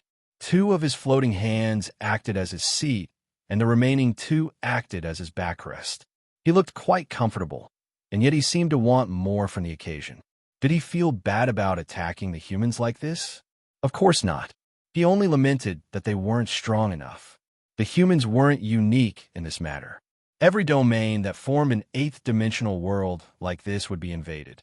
Well, aside from the spirituals, and Zero Velisp. See 0M, that said, the humans were unlucky in the fact that so many were attacking them at once. Back when their nomad race had experienced this, only the Beat domain had invaded. The only race that had experienced a similar level of pressure was the Dwarven race, and right now the Dwarven race had ironically sent the most experts. Clearly, the Dwarven race still held a grudge from being kicked out of the human domain back then. The worst part was that the Dwarven race were full of archery experts that were especially lethal in this density of anarchic force. Anyone who could expel their force over large distances was a huge asset in this void battlefield, and the Dwarven race happened to have the largest percentage of such existences. ITLL probably only be another day before the second line is breached, and then just the third line would be left. By then, the entire human domain will be open to us, and the war will basically be over. It would be impossible for them to defend more from entering from the void battlefield and deal with the wildfire spreading in their territory. The Dwarven race was dealing with their own problems, so they didn't want to overextend themselves by entering the human domain fully before. But now they won't have such scruples. Their defensive measures have grown too tough for others to continue to attack them now. It seems that the humans will be the new heel. Gregwin laughed uproariously. On the side of the Dwarven race, a pair of brother and sister stood in the air, the wings flapping. Their gazes were surprisingly cold despite their somewhat adorable appearances. Each of them held a bow in their hands, directly following traffic below. The gray skies were practically blackened by the number of arrows that were flying. The humans couldn't even get close before they were mowed down. It was a truly devastating sight. The humans could only form barricades to try and defend from volleys, but with half the second line having fallen, the defenses simply weren't very great and could only be hastily put up. This pair of brother and sister were likewise nobility of their race. This could be seen by the fact that they looked more like short humans as opposed to dwarves in the eyes of most. The princess, Olorora, and the prince Malkihorn. What was far more interesting, though, was the fact that the city they were currently besieging was one that Lionel would very easily recognize. It was the very one he had first run into when he returned from the Cataclysm Zone. And, as expected, it was none other than Rowan. This was the very same young man that had almost killed Lionel after he had helped them to escape the Raypack's nest. Rowan Cancer had surprisingly not participated in the Air Wars and had remained with the Void Palace. He hadn't told anyone why, but if he had said it, no one would believe him. The reality was that, unlike others, he could see through the danger Lionel posed, and he wanted no part in it. It was, of course, due to his special ability index that he was so certain. And he had felt that he was quite smart while watching the broadcast, but who would have thought that he would end up so unlucky in the end? Suddenly, Rowan got an order that made his brows jump up. Retreat? What? Rowan couldn't even believe such a ridiculously stupid order. If they retreated from the position, they'd be completely finished. There was nothing to retreat back to but the first line, but the so-called first line was just the Void Palace itself. It was incredibly difficult to defend because the palace was only meant to be used as a life support. As difficult as it was to attack, it would simultaneously be hard on those who took it upon themselves to defend. To make matters worse, there was a forward legion below. Their blows from within the city weren't effective enough, and if they allowed the Dwarven race to approach too closely, they would lose the city too swiftly. If they retreated now, how many of them would die? Rowan hesitated. This order was definitely official. It couldn't just be ignored because he disagreed with it. For all he knew, they had a better plan than he did. After another round of hesitation, it wasn't even Rowan himself who acted. He was yet to become a domain-ranked disciple. He realized at that moment that it wasn't up to him in the first place. The domain-ranked disciples were the true pillars of the Void Palace. They held the most authority. A domain-ranked disciple he knew as Avalair handed down the orders. Prepare for retreat. Ready the cannons for one final blow. Hurry. The words had only just fallen when the air trembled. Rowan's head snapped around to find a starship had suddenly appeared behind their city, shocking him into silence. Erdiel's note: 2 chapters today, none tomorrow, and 3 on Saturday. Author's words, not mine.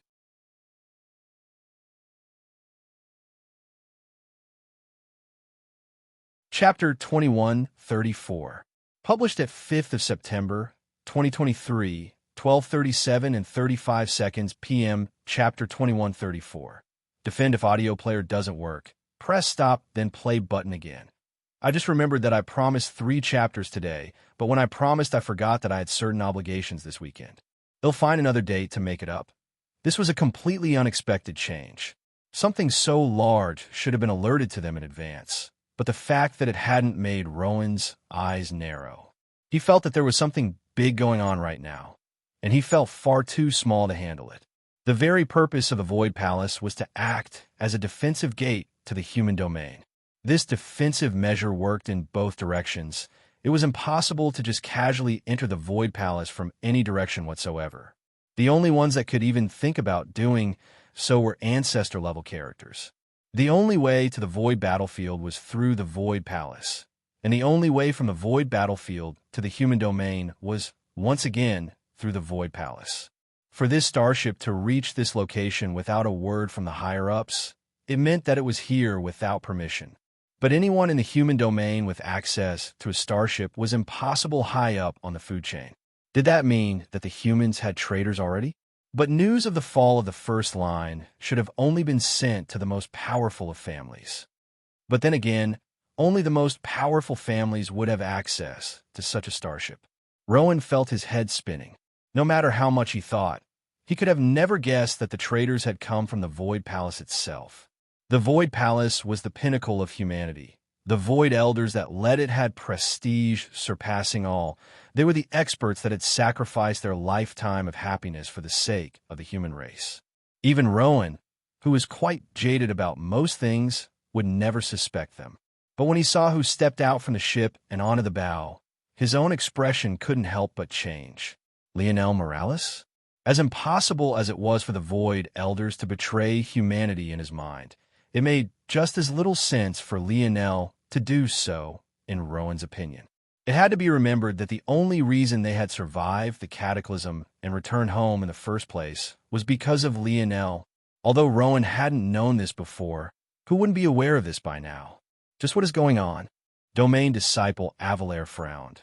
But before he could say much, yet another domain-ranked disciple appeared, and he was yet another person that Lionel was quite familiar with. This young man was none other than the very impetus for Lionel's falling out with the Void Palace. He was the one who moved behind the scenes to link the Lionel of the Milky Way to the Lionel FO, the Void Palace, raising his fugitive status and causing S.H.I.E.L.D. cross-stars to come to the Void Palace to apprehend him. Ronan Sith. Ronan was a member of S.H.I.E.L.D. cross-stars, but more importantly, a member of their Sith-led assassin unit. His position was extraordinary, and the grudge he had with Lionel wasn't small at all.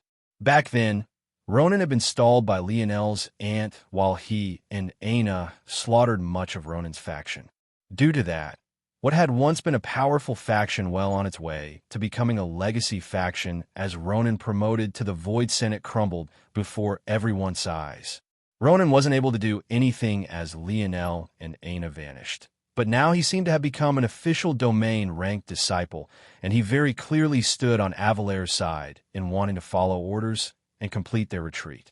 Seeing Lionel, he seemed to have seen red, but he quickly regained his calm, coolly ordering that the retreat continue.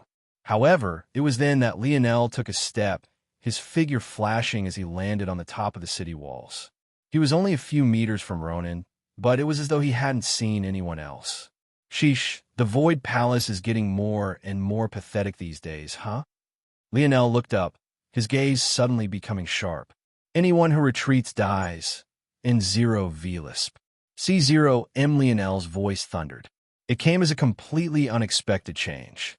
The level Lionel's mind worked on was completely different from others, but this time his action was purely based on his endless trust in his father. His father had attacked the Void Palace all those years ago. To Lionel, that meant that there were definitely traitors within them. It was that simple to him. If he accepted that as the truth, then it was impossible to do anything exactly to the wishes of the Void Palace. In fact, the reason Rowan and the others didn't receive any information about their arrival was because Lionel had directly shot by at the highest speed his craft could muster. They hadn't even been able to react. Everyone was stunned by these words. Those that had been following the orders of the domain-ranked disciples were caught in the crossfire, not knowing whether to continue or retreat. On the one hand, there were the domain-ranked disciples, but on the other, there wasn't only Lionel who had saved them all from the Cataclysm Zone, but even more importantly than that, there was a starship even ancestors feared in the skies behind him. Ronan was completely taken aback. Lionel actually dared to say these words? At first, he was speechless until he was so enraged that he laughed. Do you think that because you did well against some little kids that you can do as you please now? Lionel's head turned toward Ronan, his gaze as deep as the depths of the starry skies. No, I can do as I please because the power I wield is greater than yours. The starship suddenly rumbled as a piercing beam shot forward. Olorora and Malchihorn's expressions changed at the same time. Defend, they roared. They had set their moving formations to a standard that could deal with the cannons of the fortified city, but they hadn't expected for the cannons of a moving ship to be even better than a fortified city. It made little sense, and yet, boom!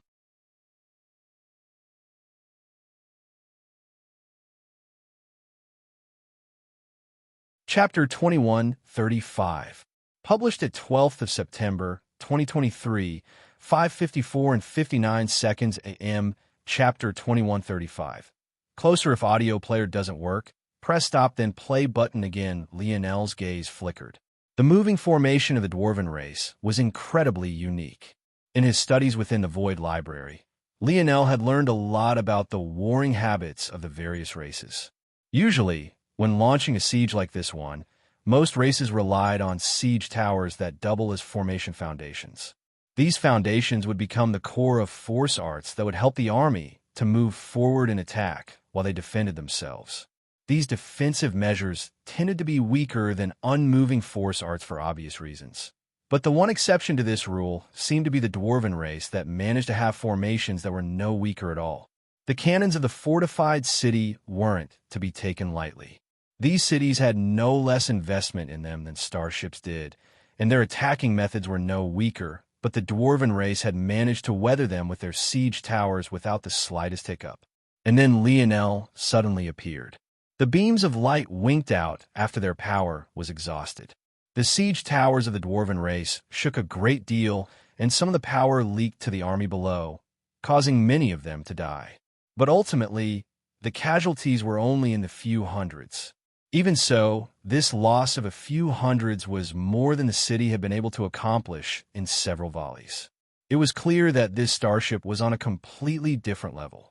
N0 Velis. C0M. This was a true success, but there wasn't a hint of happiness on Lionel's face. He knew that if he fired again without changing anything, he would be lucky if a few dozen died, let alone a few hundred. In exchange for a slowed pace, the dwarven race could adjust the strength of their formations. They were caught off guard, but they wouldn't be caught off guard easily again. However, their speed had plummeted by more than 50%. Lionel had bought the fortified city a great deal of time. This seemed to be the perfect chance to retreat, but Lionel had no intention of doing so. In fact, the cannons of the starship were already revving again. At the same time, a second starship appeared, but this one was far larger. The first was only a few kilometers across, but this one was the size of a planet and it dwarfed the entire battle, casting a shadow over everything. That said, this shadow didn't change much about the terrain. The void battlefield was an endless foggy and dull atmosphere to begin with. They were just swapping one form of darkness for another. Soon it began to fire on the dwarven race as well. The beams are about three-folds weaker. Lionel quickly calculated. The larger starship is even worse, only being about 20% as powerful as usual. That should be due to both the anarchic force and the distance of separation. That's enough, Ronan barked. Did you think you could change the situation on the battlefield with a few starships? Do you know how many the Void Palace has on their own? What did you think you could accomplish? Don't come here to make a fool of yourself. Continue the retreat. Bang! Ronan had hardly finished talking when he felt a huge pressure suddenly crush his chest. He was sent flying like a broken kite. He only managed to stop himself a long while later and could only feel lucky that whoever had hit him had done so across the city walls and not to the ground below. Unable to hold back, he coughed up a mouthful of blood, holding his chest.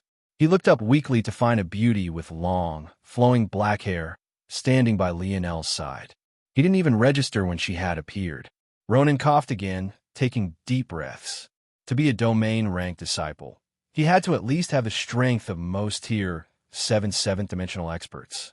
He himself was only Tier 6, but with his talent, this was a difficult but not impossible feat, but just now he had been slapped so far away by a single palm from a Tier 1 existence. Demoralize the human race again, and it'll have my lovely wife pierce through your heart next time. Watch your mouth. Lionel looked back toward the battle below. The humans, having gained some relief thanks to Lionel's actions, were able to reverse the situation somewhat.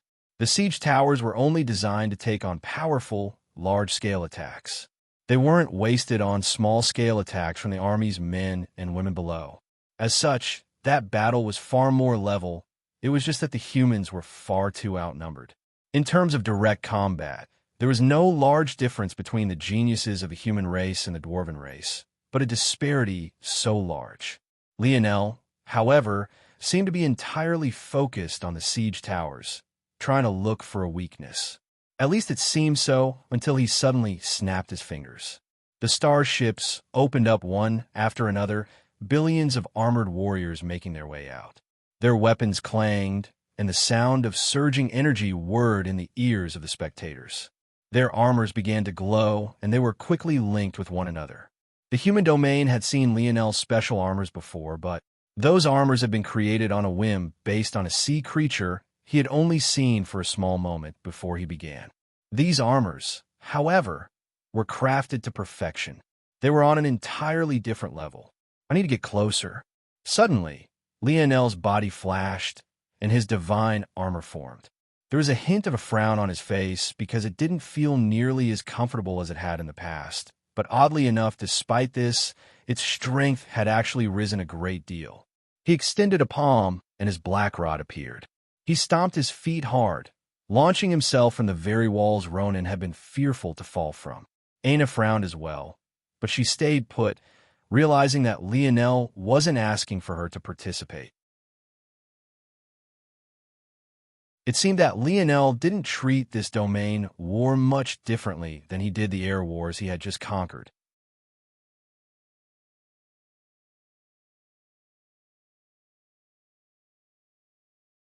Chapter 2136. Published at 12th of September, 2023, 5:54 and 57 seconds a.m. Chapter 2136. Soaring if audio player doesn't work. Press stop, then play button. Again, a single aura of the 6th dimension was completely out of place in a sea of 7th-dimensional monsters. Even more so when these 7th-dimensional monsters were geniuses of other races or the best geniuses that the human domain had to offer. And yet, Lionel didn't seem to feel the weight of the matter at all. In fact, his gaze flickered with fancying crimson lights that danced like embers within his irises. Beneath the helmet of his divine armor, a wild grin spread. The human race was weak, huh? He would be the judge of that. Bang! The ground beneath Lionel shattered. A roar filled the skies as his soldiers landed behind him, the earth rumbling and tumbling beneath their weight. And yet, in front of this monstrous tide, a singular young man who was nothing more than a speck of dust before the vastness of the void battlefield seemed to become the center of it all. Lionel's black rod rose, his 10 stars appearing to his back, one part hidden in darkness and the other bathed in a blinding radiance. His foot sank into the earth, countless cracks and devastating, bowing boulders of earth raising from the ground as he exploded forth. He crossed the distance between the city and front-line warriors of the Void Palace in an instant. He soared above their heads, a flourishing pair of fiery wings appearing around him as he crossed the no-man's land toward the dwarven race. He seemed to have entirely lost his mind, too excited by the prospect of war and battle. He had done maybe the most foolish thing he could have, entering a piece of land that only left room for death. This no-man's land had formed after the dwarven race's pace slowed due to the roaring lasers of the 2 starships. This kind of region was absolutely deadly under normal circumstances, let alone when facing a race of marksmen like the dwarven race. The eyes of Olorora and Malkihorn flashed at once. They didn't even need to give the order. The archers had already raised their bows, knocked them, and fired. Their movements were smooth. It was an action they had lost track of the number of times they had completed. In truth, only one of them needed to act, but they had all reacted so fast that hundreds had fired at once. The rain wasn't exaggerated to the point of blotting out the skies, but it was simply too fast and too vast. There was nowhere for Lionel to dodge. But it was right then that the people of the fortified city seemed to remember something. Lionel's grin became wilder. Using archery against me? It seems I need to introduce myself to you invaders. Lionel's heart seemed to blaze with an undying fire, his voice booming. The anarchic force seemed entirely incapable of stopping the spread of his presence. His Scarlet Star force wings expanded and then expanded again. He came to a sudden stop in the air, his spear sweeping out before him. However, it wasn't aimed toward the coming arrows at all.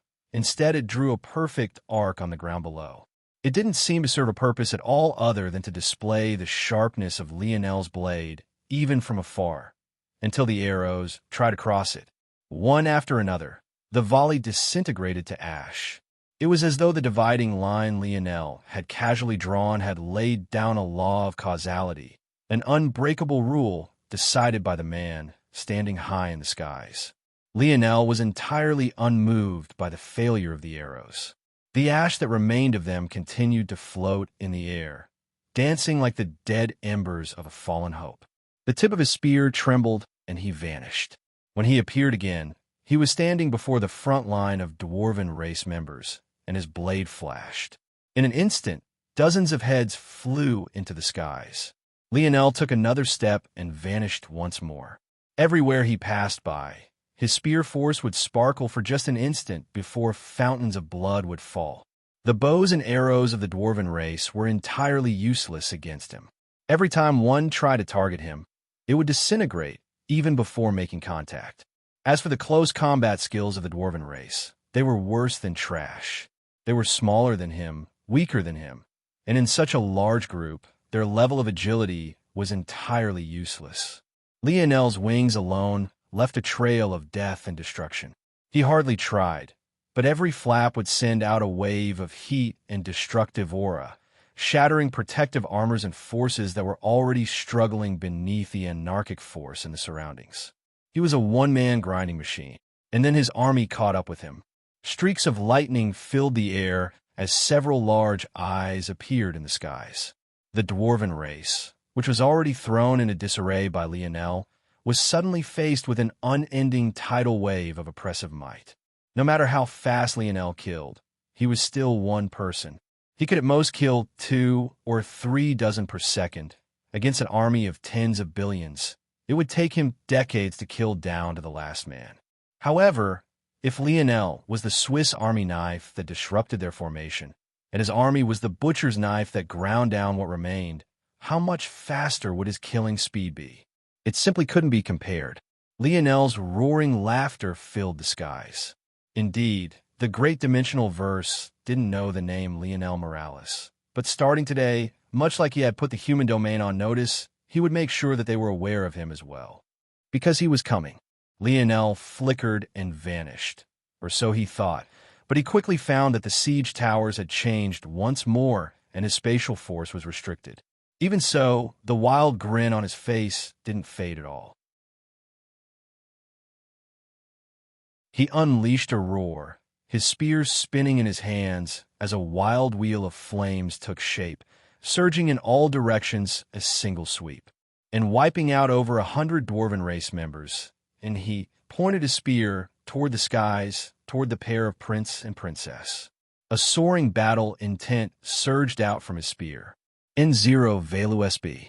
C0M.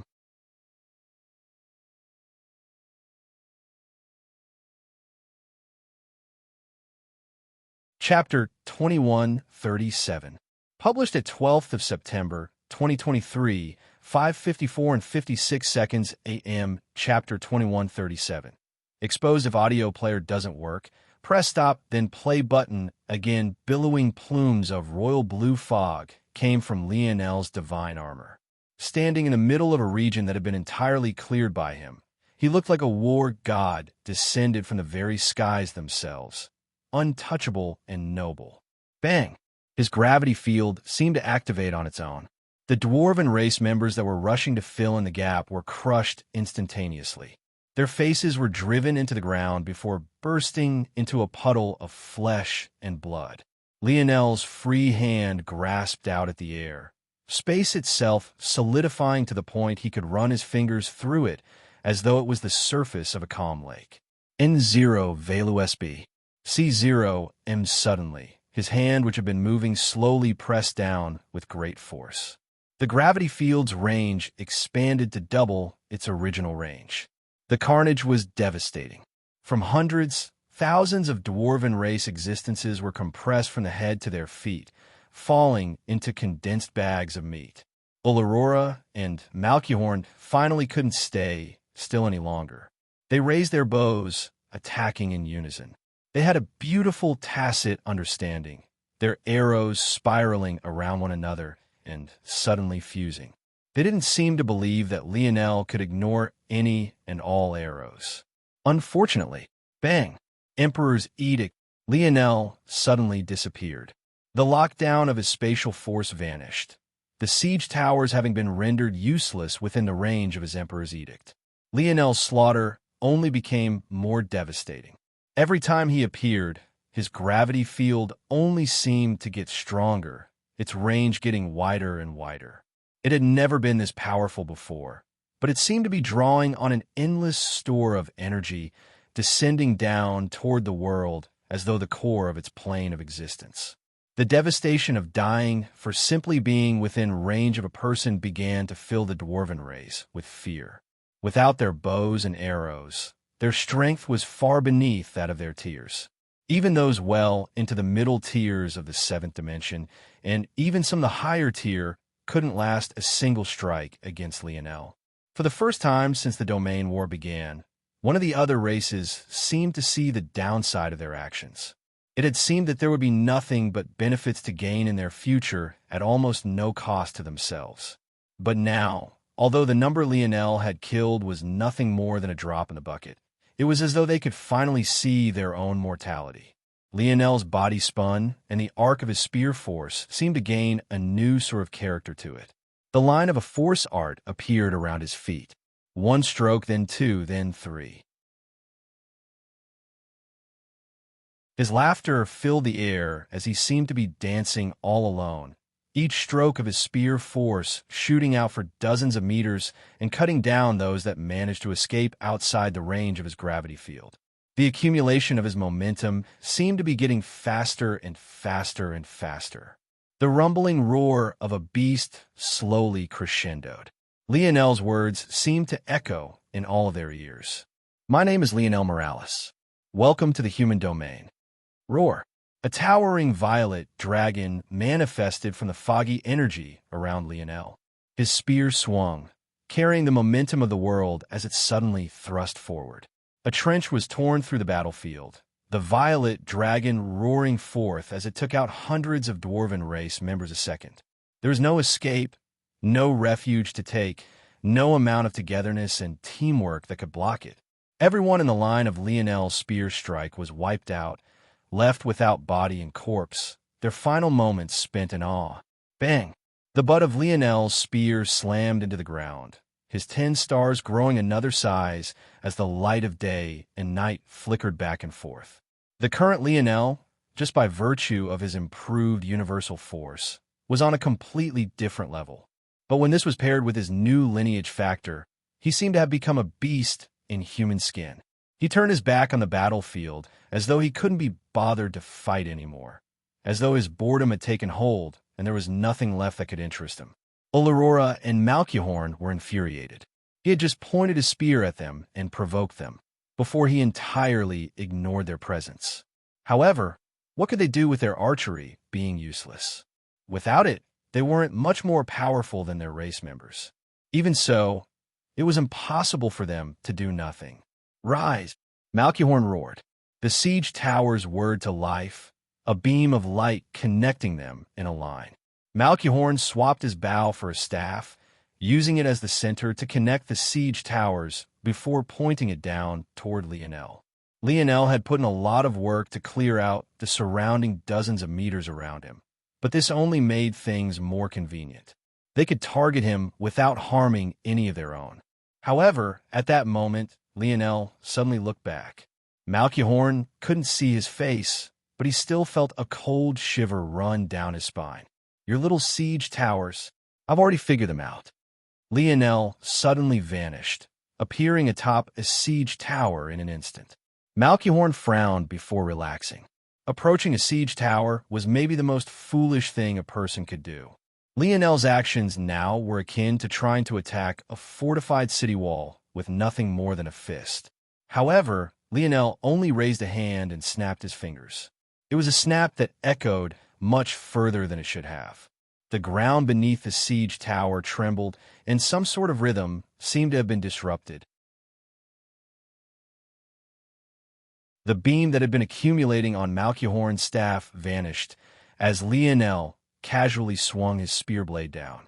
The siege tower, meant to be indestructible and unmovable, was split in two down to the base, a blood mess falling to the ground, as well as the dwarven race members within collapsed along with it. Lionel raised his spear once again and rested it on his shoulder, softly landing on the ground. The cannons of the starship took aim, and the entire dwarven race felt exposed.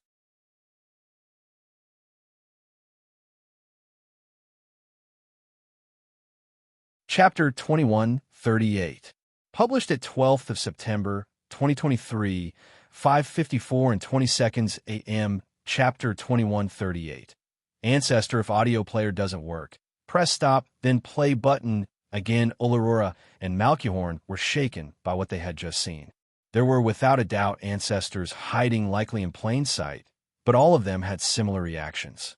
They didn't understand what it meant for Lionel to simply snap his fingers and for their highly touted formations to just collapse as though they were never a big deal.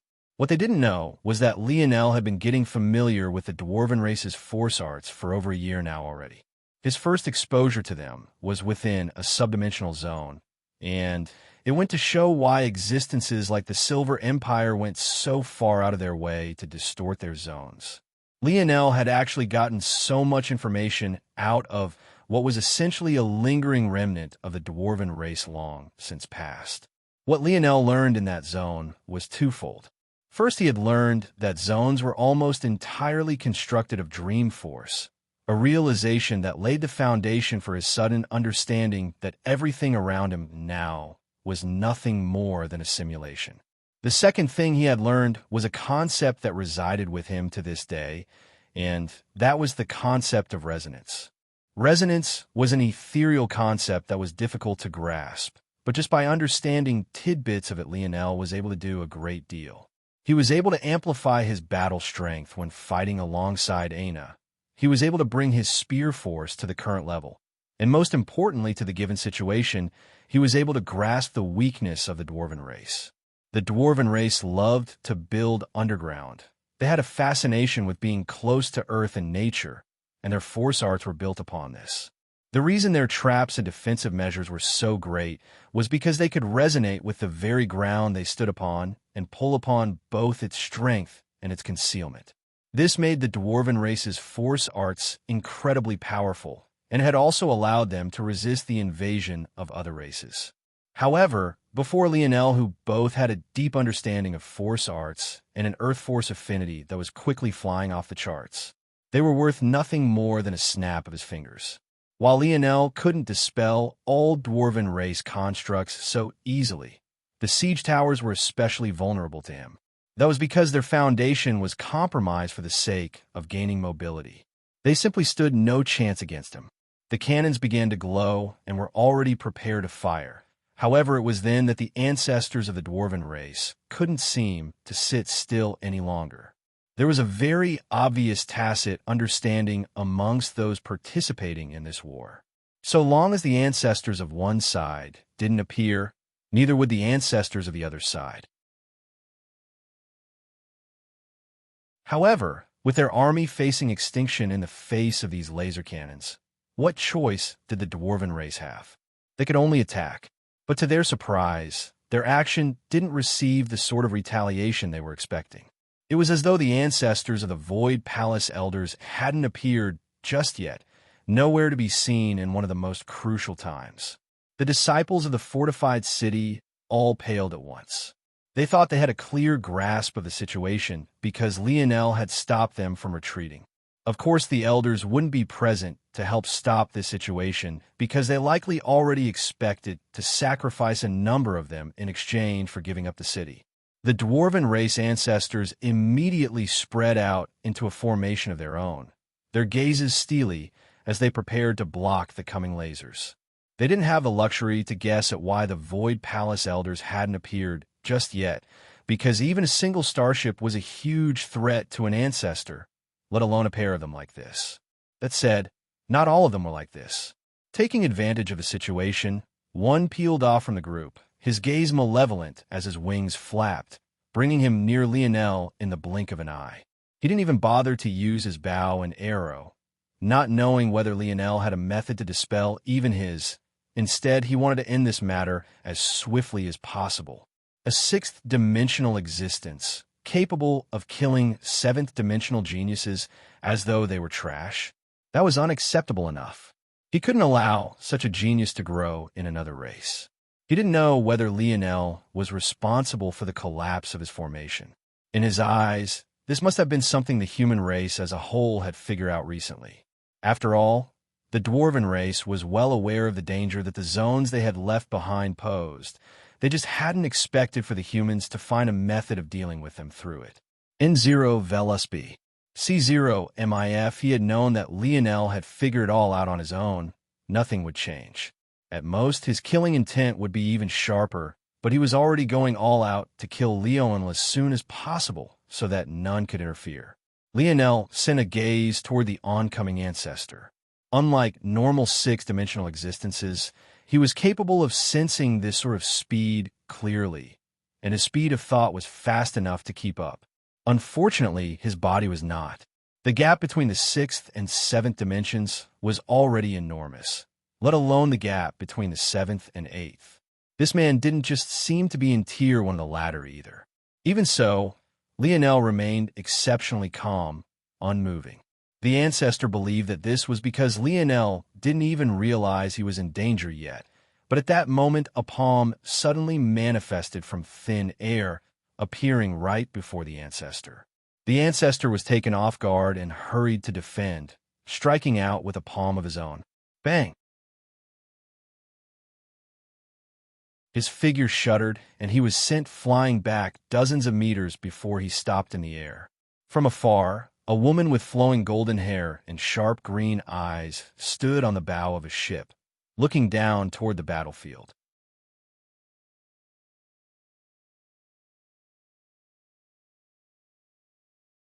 Chapter 2139.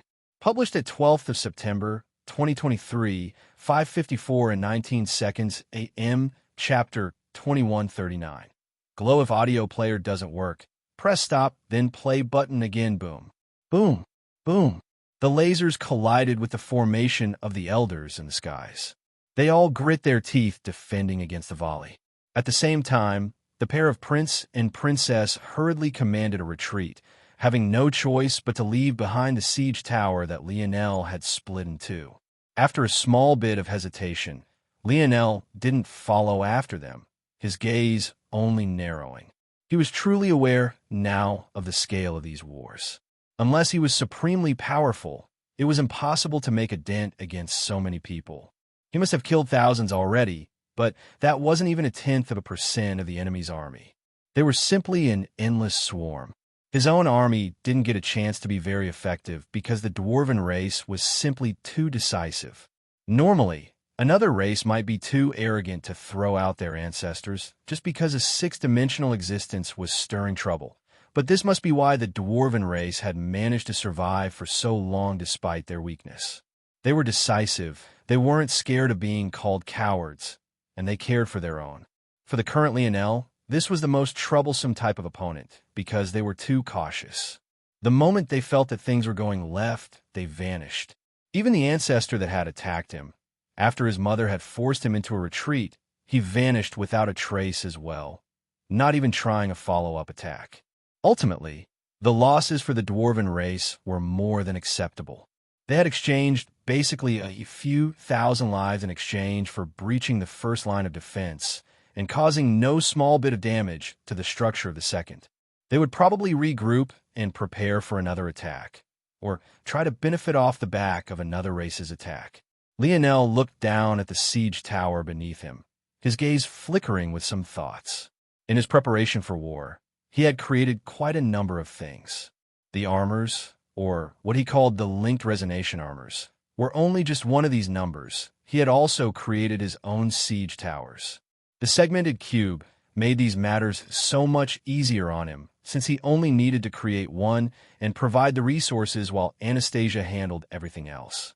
But one thing he had neglected in their creation was the possibility of incorporating the force arts of the dwarven race. This siege tower might give him some clues toward improving it. He tossed the siege tower into the segmented cube, then threw these matters to the back of his mind. Then, he ordered his subordinates to return before looking toward the disciples of the Void Palace. "Return to the city. I don't want to hear talks of retreat." The disciples hesitated, but then they looked toward the woman on the bow of the ship. They didn't recognize her by face, but they could guess who she was, and they had all heard the rumors about what had happened at the Air Wars. This woman should be Lionel's mother. And with her here, even if Lionel's intention was to betray the Void Palace, there really wasn't much of anything they could do. The gap between their dimensions was far too steep. Even if the current Lionel was in Tier 9 of the 7th instead of the 6th, no one would just assume that he would be able to battle an ancestor. To put this matter into perspective, if Lionel had the means of an ancestor, it wouldn't take him decades to kill an army of billions. A few hours would probably be enough. The gap was impossible to fathom. Like this, everyone returned to the city obediently, and Lionel began to take inventory of everything. Of course, this wasn't for resources, but to rather understand what he could make do with and what was useless about the city's defenses. This was only one city of many. He couldn't just stay here, and there were likely other cities that had received the retreat order. If he was too slow, the entire second line would collapse, and by then, a single city would be useless. The second line of defense had by far the most cities of them all. The first line only had 3 cities, but the second line had 9, while the third line of defense was just the Void Palace, which, though large, technically just counted as one, though no one would really see it that way. There were certain advantages. The first was that the cities were connected by teleportation platforms, and these platforms could accommodate large amounts of people at once, up to 1 million at once without issue. Of course, 1 million was a drop in the bucket in a war of this scale, but it was much better than others. N0 VLUSB. C0 M Lionel, though, didn't plan on relying on this. Although it wouldn't be instant, he could transport more people at great speed with his starships. Then, he suddenly had an idea and grinned. Such a large teleportation platform, it would be a shame if he didn't use it. Back on Earth, he had dropped a city from a city relying on a force art similar to this one. Although he had completed so many great things since then, that still felt like a crowning achievement of sorts. Wouldn't it be a shame if he peaked so early? Wouldn't it be embarrassing if the coolest story he could tell had happened when he was still a teenager? He was a grown man now, but he wasn't old yet. He still had some youth in these bones. Lionel grinned wildly. His mind swirled with thoughts of the dwarven race force arts, his new comprehension of spatial force, his self-created Lotus domain. Then he thought about how this formation was quite unique in the fact that it could only teleport precisely to 9 locations, those being the other 8 cities and the final being the Void Palace itself. Lionel double-checked and realized that there was truly no way for him to make it to all 8 cities at the same time. That was when his eyes began to glow, his dream force flourishing.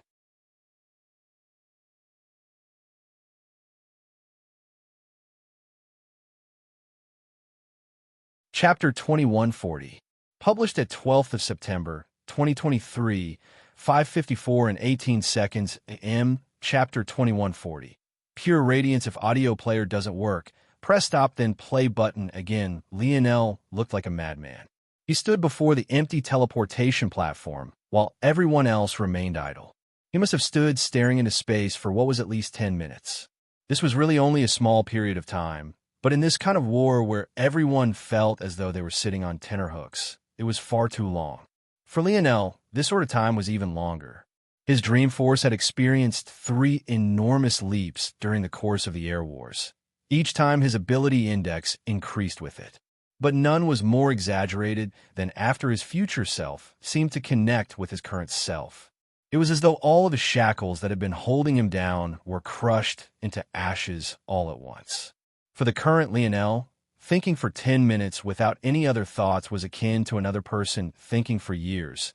It was truly that exaggerated. In the past, Y-Star Order had been able to counter his split minds and speed of thought with pure speed of thought of his own. But the current Y-Star Order couldn't hold a candle to Lionel, and at the moment, even ancestors couldn't think even a fraction of a percent as quickly as Lionel could. For Lionel to spend an entire 10 minutes on this problem, it could only be said that it was the greatest project of his life. The problem with what he was trying to do was the fact that he only had access to one of the 9 formations. He couldn't do anything to the others. If he had access to all 9, it would be far easier, but because he didn't, he had to use the spatial tunnel that connected them all to transpose the changes in real time. He couldn't do this ahead of time, or else it would alert others and introduce variables. He had to do it such that everything would move in unison at once, completing in the shortest time possible and executing all at once. N0 VLUSB. C0 at the same time. The movement through the spatial tunnels would introduce deviations, distortions, and margin of error.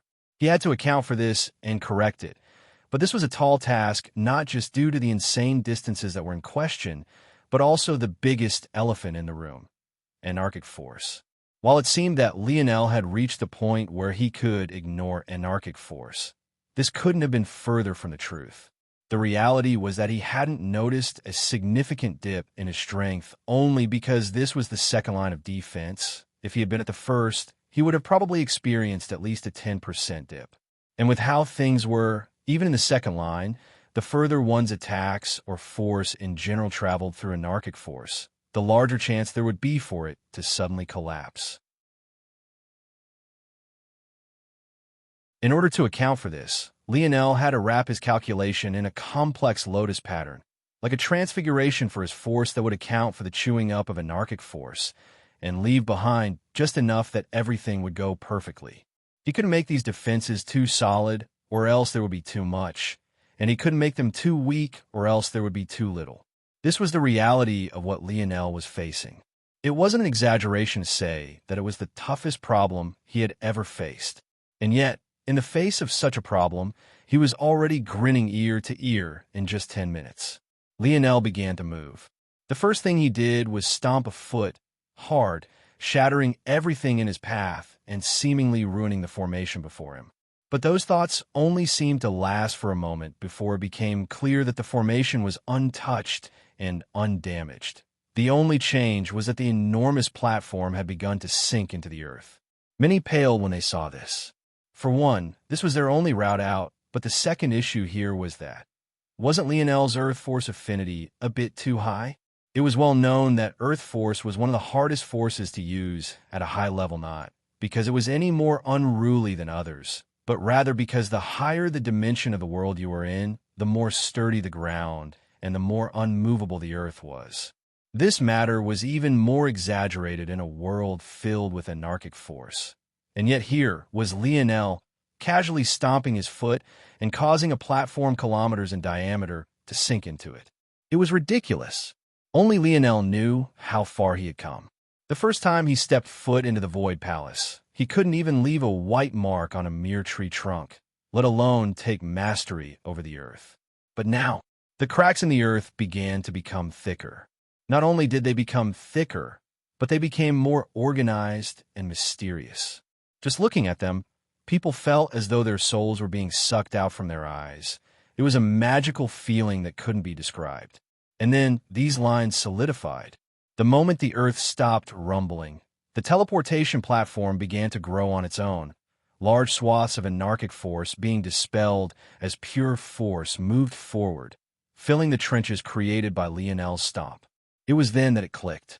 Those trenches, they were a large force art. By this point, the teleportation platform had already sunk deep into the earth for what must have been at least 10 meters. As it did so, all of the force in the surroundings surged toward it, growing thicker and thicker until the point of a dense white fog was covering the top of the teleportation platform and completely obscuring it from view. It was unlike anything anyone here had ever seen. It looked like the force was just moments away from becoming a dense liquid. And then the entire city began to rumble. Lionel tilted his head up into the skies and began to laugh. A wild pillar of energy surged out and pierced into the skies. At that moment, all 8 of the remaining cities were in a heated retreat. Many of those in the vanguard were being slaughtered wantonly. The dwarven race could be considered the weakest of these invading races, so one could imagine the kind of devastation the others were facing currently. If Ronan's orders had been followed, this sort of slaughter would have been levied against the people of Lionel's fortified city, but they were spared this fate while the others weren't so lucky. The spirits of the invading races were high and filled with disdain, while those the humans had hit rock bottom. It seemed that there would only be death or enslavement in their future, until their cities began to rumble and suddenly gave off an enormous pillar of light. One after another, their teleportation platforms sunk into the earth and exploded with force, deep trench marks identical to the ones Lionel had created taking shape one after another. The ground shook and quaked. Then in a shocking scene, all of the anarchic force in the region seemed to be pushed away, expelled like waste blocked by a barrier of pure radiance.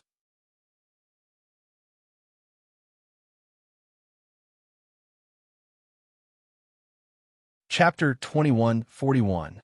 Published at 12th of September, 2023, 5:54 and 12 seconds a.m. Chapter 2141.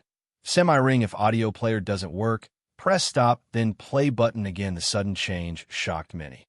The dispelling of anarchic force wasn't rare. It was something that all those at the top echelon of various domains were capable of. Though it took effort and many resources, it wasn't impossible, so long as the anarchic force was beneath a certain threshold of concentration. Lionel himself had been to many places capable of doing this, like the Spear faction of the Void Palace as one example. But for it to happen here on the second line of defense, and on such a large scale as well, and seemingly completely randomly, it was a shocking change for many on the battlefield. And what was more important than even that was that it seemed that the shift of anarchic force wasn't a simple matter at all. Rather, it seemed that this was just the byproduct of what was really happening. The cities suddenly began to absorb a large amount of force, and it was this rushing influx of force that was pushing the anarchic force away. It was then that a shocking realization settled in. The purpose of this commotion wasn't to shift the anarchic force at all. Rather, the true purpose was so volatile and taking place on such a large scale that it had formed a perfect semi-ring of anarchic forceless region that completely changed the landscape of the battlefield. And then it happened. The rumbling of the cities reached an apex, and a strong fluctuation of spatial force began to accumulate. As the cities continued their loud commotion, it was as though the entire world was shaking. The vibrations of the earth seemed to hit a perfect tone, like the sharp voice of a soprano treble echoing into shapely glassware. The city and the earth shook as one, each amplifying the other until they reached a crescendo. Fear took hold of the faces of several, both human and not. It felt like the entire world was coming to an end as one of the most dangerous forces in existence, spatial force, continued to increase in concentration. If this amount of spatial force suddenly went out of control, what it could cause was simply beyond imagining. Spatial ripples would be the least of one's concerns. Fissures in reality, cracks in the void, even the sudden onset of true black holes wasn't impossible. If any one of these things occurred, there would only be death waiting for them all. But at that moment, just when things had reached their greatest height, everything came to a grinding halt. The rumbling slowed, the pillars of light gently dispersed, and the quaking cities solidified upon their foundations once again. It was as though the world had regained its peace. However, the clear semi-ring of dispersed anarchic force remained like the dividing line between heaven and hell. It was then that many sighed a slight hint of relief, but their curiosity couldn't help but spike. Just what had happened here? Some races were trapped within the semi-ring, but the vast majority of them had retreated out of the range. As for the human race, they were the exact reverse, having been stuck in the middle of a retreat from the very start. But now, even they were wondering what was going on and just what had happened exactly. Unable to withhold their curiosity any longer, some attempted to approach the semi-ring of anarchic forceless regions. However, when their hands tried to pass through, they were suddenly frozen solid. Their hands, they couldn't pass them through. Even after putting in more effort, they couldn't seem to pass through at all. At the same time, those on the opposite side, on the side of the humans, fell right through. But to their shock, their bodies suddenly began to stretch as though they had entered a black hole. They didn't even feel any pain until they suddenly no longer felt anything at all. Dead. They were all dead. The hearts of those that hadn't had the courage to go forward lurched. They couldn't believe what they were seeing. How could seventh-dimensional existences die after just touching a formation for a split moment? How could they not even have the chance to resist? It was then that the races stuck on the human race side of the barrier realized that they were truly trapped. There was no going back. They could either be obediently captured, or they would die to the last man. And zero Velisp. See zero Moss for the races stuck on the invader's side. They didn't have a quick method of moving forward at all. Ancestors started to come forward, and many attacked the barrier in full force, only for their expressions to change when they realized that even they couldn't make a dent. When had the human race gained such a protective mechanism? What was happening? The man who had made it all happen was still grinning, but the fatigue on his face was evident. He breathed heavily, his mind feeling as though it had been drained to the last drop. But even then, he could feel himself quickly recovering at a speed that had been entirely impossible. Even so, he took a step forward, landing in the middle of the enormous, sunken teleportation platform. Force swirled around him, and suddenly his image was projected to all 9 of the cities, his grinning face appearing in the skies above the void battlefield. "Welcome, welcome," Lionel said with a light chuckle. "You all may not know me, but that time will come soon. Don't worry about this for now. I just have a little message for my fellow humans. This barrier will hold for 3 days. In that period, any attacks that come from our side will be concentrated and amplified. Your cannons will be easily 5 to 10 times more powerful than usual. I would suggest that you use this time to attack." Lionel spoke with a leisurely smile on his face, but his words were surprisingly sinister. At that moment, a starship had already suddenly appeared before a fortified city. Before it, there was an ancestor of the cloud race testing the strength of the barrier before himself. However, after throwing a punch, the world suddenly fell into silence. The starship fired a single time, and the ancestor froze, his body slowly falling backward and hitting the ground. Dead.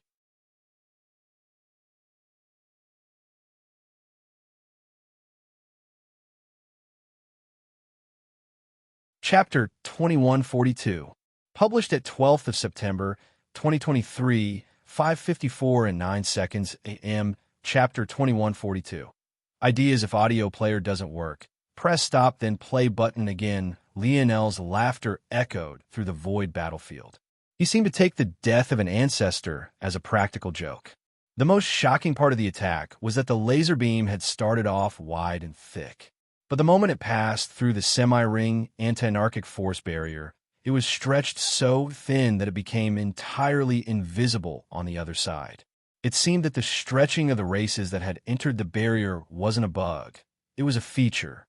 Not only could it prevent those races from running away and forcing them to accept their punishment at the hands of the humans that now suddenly completely outnumbered them, but it could also be used to enhance laser attacks, and any force-based attacks for that matter. Lionel had clearly taken inspiration from the end of the Air Wars to design this barrier. Why just have a barrier that could only allow attacks from one side, when you could have a barrier that only allowed attacks from one side and amplified those attacks as well? It was only after the ancestor collapsed to an attack, he couldn't even see properly that a small dot in the middle of his forehead was noticed. On that day, the first ancestor had fallen in the world, and the backdrop to his death was the laughter of a young man barely in his mid-20s. The shock that this caused spread across the battlefield, and the other races quickly retreated. "Why are you running?" Lionel asked, jeering the invaders. "You all came with such fierce momentum. Don't leave like this. I've been looking forward to meeting you all for so long." The fury of the invading races seemed to reach an all-new height. They had never thought that they would come here just to be humiliated. The truly horrendous part of all of this was that the matters of one battlefield couldn't travel to another instantaneously, and definitely not faster than Lionel's starships. Before even a few minutes was up, 8 ancestors of various races had fallen, each one as tragically at the last, and each one regretting that they didn't take Lionel's near-maniacal laughter more seriously. N0 Velu SB. C0M the human race was stunned as they watched the other races flee, their frustration and agitation of the last day, or so, being reflected back to them in a way that had never felt more satisfying than now. It was like they had finally gained space to breathe. However, when they remembered that this would only last for 3 days, though their moods didn't completely dampen, they cooled a great deal. Looking up at the face in the skies, they didn't need to guess that it was Lionel that had somehow made all of this possible. "Fortify your cities," Lionel commanded, changing the resonance of his voice so that it couldn't be heard past the barrier. "Don't retreat. Anyone who retreats now, I will kill personally. That is a promise. The human race has more backbone than this. Act like it." The blood of the Void Palace disciples began to boil, and they roared one after another, rushing toward the straggling other race members and killing them one by one. This wasn't the kind of war they could take prisoners for. The only thing that was left was battle. Lionel disconnected and exhaled a breath, shaking his head. He was quite aware that he had just put a huge target on his back, but the smile on his face hadn't faded in the slightest. Aina appeared at the edge of the crater and shook her head. She really wanted to ask Lionel why he had revealed that this barrier would only last for 3 days, but she didn't know if this annoying man would actually answer her question. Lionel grinned, taking a step and appearing by her side. "What? Am I very handsome?" Aina rolled her eyes, barely passable. "They'll take it," Lionel laughed. "You don't need to wonder so much. They would figure out anyway eventually. The barrier will definitely weaken over time. If I try to play it off like we had more than 3 days, or even an infinite time, they wouldn't see it as strength, they would see it as a vulnerability. By candidly admitting that we only have 3 days, after the 3-day period is up, they'll second-guess attacking immediately. How many ancestors are there in the whole dimensional verse? Maybe a few hundred? I doubt it's much more than 1,000 total, but 8 died today, when maybe 8 have died in the past hundreds of years in totality. They'll definitely think twice before they make a move. It couldn't be helped. This method by Lionel was genius, but it was crude. He relied on the innate spatial force, accumulating ability of the teleportation platforms, and then used the earth and concepts of the dwarven race to amplify this ability hundreds of folds over. But the problem with that was the fact that the platforms were taking the brunt of the punishment. These platforms were made with excellent, top-class, top-quality materials. They were rated to last thousands of years with minor maintenance. But now Lionel was burning through all of that durability in 3 days. It could be imagined the kind of pressure that was on these platforms currently. Aina could see that behind Lionel's confidence, there was a hint of a spinning wheel. It was clear that he didn't have a solution for all of this. He at best had a minor stopgap, but it was hard to say how things would turn out in the end. He had given the human domain 3 days, so hopefully the other families would show up. The problem, however, was that the Void Palace was clearly compromised. It was hard to say what would happen. In fact, very soon, it might be the case that the Void Palace might try to come here to stir trouble, or they might ignore him directly out of fear of his father and target the other families before they could even appear. This matter would definitely be troublesome. However, Lionel was still Lionel. He had his own ideas.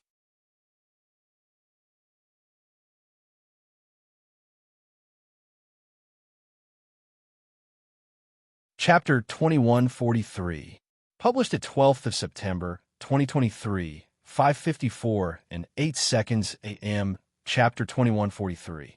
Treasured son, if audio player doesn't work, press stop, then play button again. The dwarven race didn't know exactly what had happened. They had no idea how lucky they were that they had gotten off so easily. The other races all lost at least one ancestor, while some had even lost two, with the worst being the beast domain, which had lost three. In their ignorance, they were quite enraged by what had happened, but they were also hesitant. They were the weakest of the races aside from the humans themselves, and they had only attacked because they felt that it would be an easy way to gather more resources and strengthen themselves. They were well aware that their current strategy of remaining holed up in their domain and constantly defending against outside attacks couldn't last forever. They would suffer greatly eventually if they weren't also improving. The only race that could afford to rest on their laurels was the spirituals. They didn't have such luxury. An ancestor of the dwarven race, Ancestor Barrows, looked toward another, an Ancestor Rankin, with a questioning look. Ancestor Rankin was the very same ancestor that had tried to quickly kill Lionel during the commotion. He was being questioned about what he had experienced. It was a powerful attack. I didn't feel like I could resist, but I don't understand it well. She attacked from at least 10 kilometers away. Through anarchic force, her strength is not small. If she was closer, she could have very well killed me. Ancestor Barrows and the other ancestors looked quite serious. Against such a powerful ancestor-level being, the dwarven race was at a disadvantage, especially if that child's ability to negate bow force could be extended toward them as well. More importantly, that brat who destroyed our siege tower, how is that he can dispel bow force? Isn't the bow domain ring with the spirituals? How is this possible? This is something beyond even the bow domain ring. The bow domain ring can only dispel bow force targeted toward the person in question, but this child can dispel bow force in a wide range, almost as though it's a domain of sorts. Is it an ability index? It must be. There doesn't seem to be any other explanation. It's just unfortunate that this is a perfect counter to our race's strength. I think we should consider our next step very carefully. The ancestors fell into silence and subconsciously looked toward Ancestor Barrows.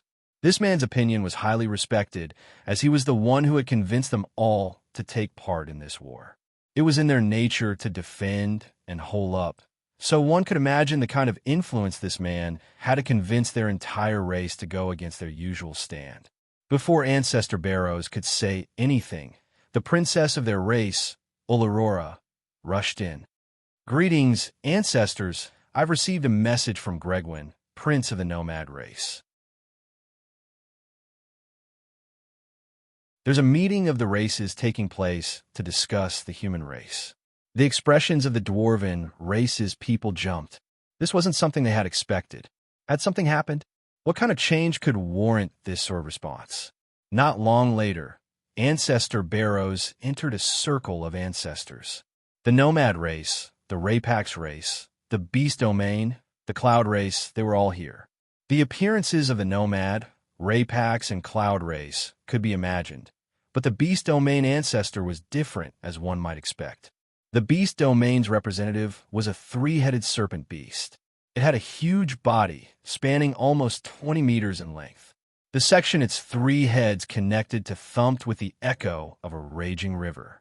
Every time its tongues slithered, a harsh whistling sound would fill the air, and it felt as though all the oxygen in the surrounding dozens of kilometers was taken over by it. The beast domain was really known as a wild zone. It wasn't controlled by any single type of beast, but rather had a myriad of races within them. However, each ancestor that was born among them was allowed to take over a region of their own, and this became their governing bodies. They didn't cooperate in anything but war, because they all felt that more territory would only benefit them. However, having lost 3 ancestors already, it could be imagined that they were entirely enraged. However, this made what happened next all the more infuriating. The Raypax will not be participating in this matter any longer. The language of the Raypax was just as grating on the ears as usual, but it seemed to be perfectly translated in the ears of the ancestors present. N0 V lose B. C0M without any hesitation. The beast domain's representation raised its 3 heads and roared, its fury causing the skies above to churn. Ancestor Barrow's expression changed, and he retreated. He wasn't the only one who retreated, but he was definitely the one that had the fastest. The Raypax ancestor, however, didn't move. In fact, he waited for the 3-headed serpent beast to stop roaring before he swept it a casual glance, and then turned to leave. Wait, the beast domain ancestor roared, its voice sounding like rumbling thunderclouds. Why retreat? Its speech was very simple, and its language was nothing but a mixture of roars and grunts, but the point got across clearly enough. Because our race's treasured son does not want to participate any longer, the Raypax said calmly before vanishing over the horizon. The other races were stunned. The Raypax put so much stock in the words of their prince. If they understood correctly, this boy was barely over 20 years of age as well. The others looked toward one another, but it was clear they had no intention to retreat. They didn't know what the Raypax were doing, but this wasn't enough to sway them. That said, aside from the beast domain, the Raypax were the most suited to being the vanguard. Even so, with the rage of the beast domain representative seemed clear enough. This could be used. The nomad and cloud race ancestors looked toward one another, their thoughts unreadable.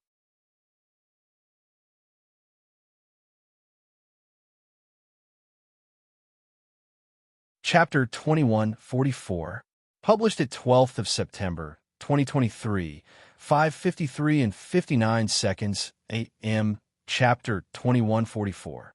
Could it be? If audio player doesn't work, press stop, then play button again. The choice of the Raypax didn't make sense to the remaining ancestors. Their greater hatred told them that the Raypax were just cowards, but the much greater reason told them that this was absolute nonsense. The Raypax were a warring race. They were constantly attacking all of the domains at once. In truth, they were a bit of an eyesore due to this. However, they were so difficult to deal with that none of the domains had taken action until now. There was no race that was more prepared for war than the Raypax. From youth, they were birthed on the battlefield, and from the moment they took their first breaths, they had already begun to acclimate to anarchic force, whereupon by the time they were mature, they were practically entirely immune. It also didn't help that they were entirely undetectable through usual sensory methods. Due to all of this, they were a race unafraid of provocation and loss. They were probably the least moved by the loss of their ancestors. So why were they retreating? Even with all of this being laid out before them, the ancestors simply didn't have a reason. They had no idea what had happened all those years ago, and maybe to them, even if they did know, they could never connect these two matters because it was simply too ridiculous.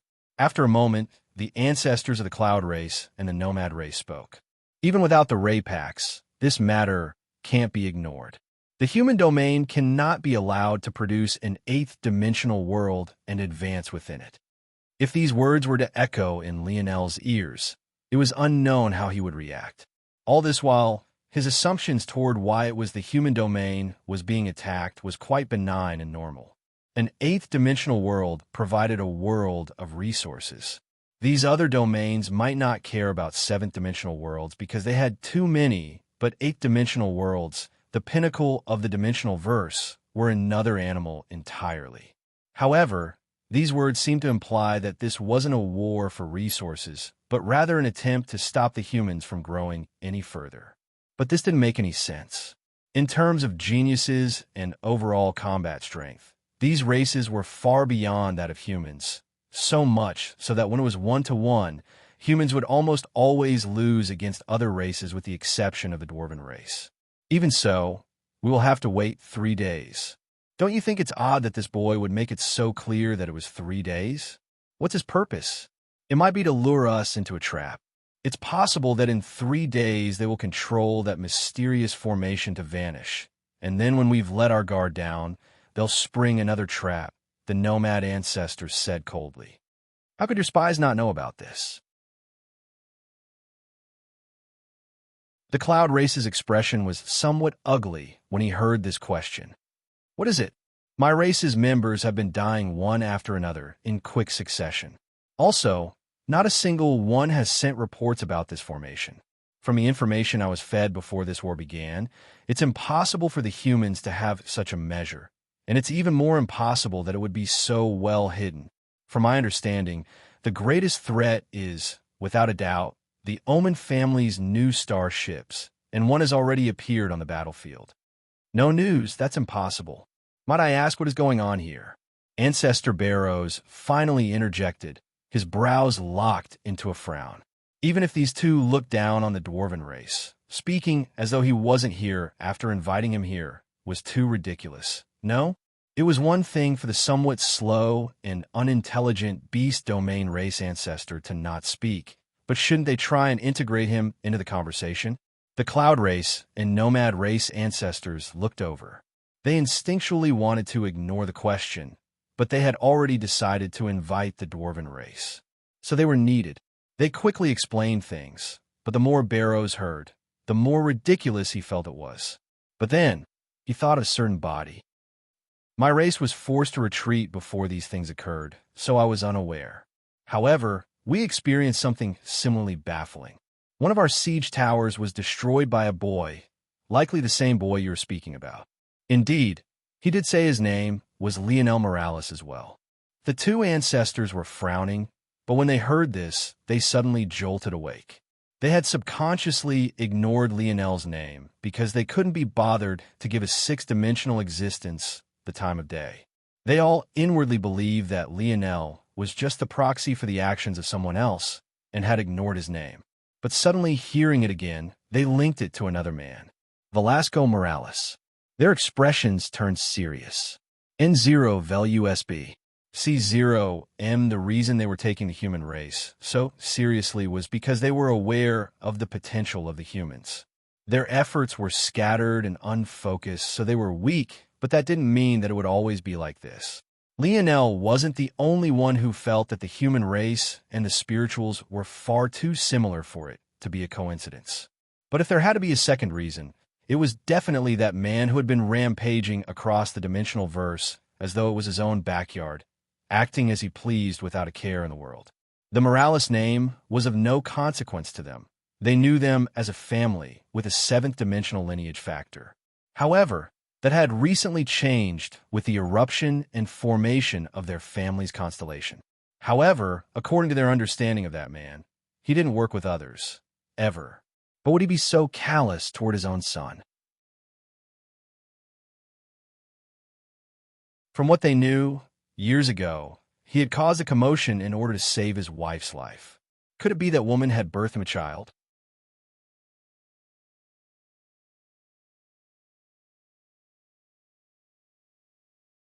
Chapter 2145, published at 12th of September, 2023, 5:53 and 58 seconds a.m. Chapter 2145.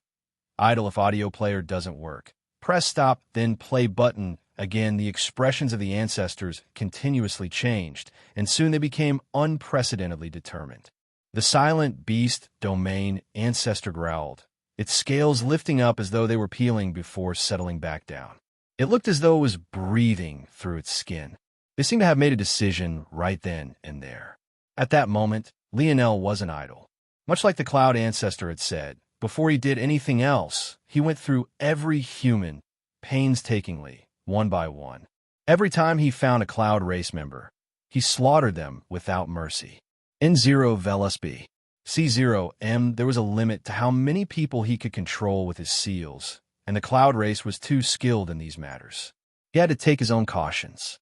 After he had resurrected Maya after her death, she was far more obedient than she had been in the past, but this didn't make Lionel relax. If anything, it made him more attentive. It made sense for someone to change after experiencing death, but it was when things seemed the most calm that the greatest caution needed to be taken. Maya had never been so close to the Cloud Race's core since she began her mission. In addition, her uses to Lionel currently were limited. She was a great power in the Air Wars, but she was ultimately of little consequence here. The first day passed in a blaze, and it was only at its tail end that Lionel finally finished expunging the front lines of the Cloud Race. The harsh reality of this, though, was that once the other families came, it would infuse the army with another huge load of them. It was an infestation that would never give out. However, halfway through the second day, Lionel's expression was quite dark. These families that he was preparing for hadn't appeared at all. At first, Lionel had understood how slow they were being. After all, not all of them had had the luxury to come here directly from the Air Wars like he had. They had affairs to get in order and defenses to set up in case the final lines of defense were breached and the invaders poured into the human domain. But a day should have been enough. After that day, especially given the urgency of the messages that were sent out, they should have already appeared the day after. However, he was well into the second day after his arrival, and he hadn't seen a single shadow of even a single one of them. He thought that maybe the Void Palace had done something. This wasn't impossible, but then he shook his head. The current Void Palace should be in a peculiar state. It was obvious to Lionel that there were traitors, but it wasn't the same for everyone else. It was also in the Void Palace's best interest that they keep up this FAA sectionade of being still on the side of good, which was why they hadn't done anything even after their orders for retreat were directly ignored. If they did something as ridiculous as command the large families to not come, they would definitely be exposed. But on an even deeper level than that, wouldn't they prefer those families to come? If the Void Palace was under the control of traitors, their goal was obviously to deal a blow to the human domain. If those families were scattered, how would they deal with them all at once? That might even be why the traitors had allowed the urgency message to be sent out about the first line of defense being breached. And yet now, those families had yet to appear. Lionel's gaze was practically spitting fire. He might have reacted with a cold sneer if it was just the usual suspects. But he, the patriarch of the Morales family, was currently standing on the front lines, facing off against the enemies of the human domain. And yet, the family he supposedly led was nowhere to be seen. He didn't receive a message. There was no communication, not even an attempt at once. It was as though they didn't feel the need to explain themselves to him. Lionel's gaze flickered with a crimson glow, an eerie grin spreading across his face. The second day came to an end, and the weaknesses of the formation were already becoming clear. Whereas before it was impossible to push it even a single inch, those that were sent forward to test it, although meeting some resistance, could push forward a few feet before being repelled. Due to this, the races were able to confirm that Lionel hadn't been lying about the 3-day deadline, and they began to prepare. This wasn't something that could be faked.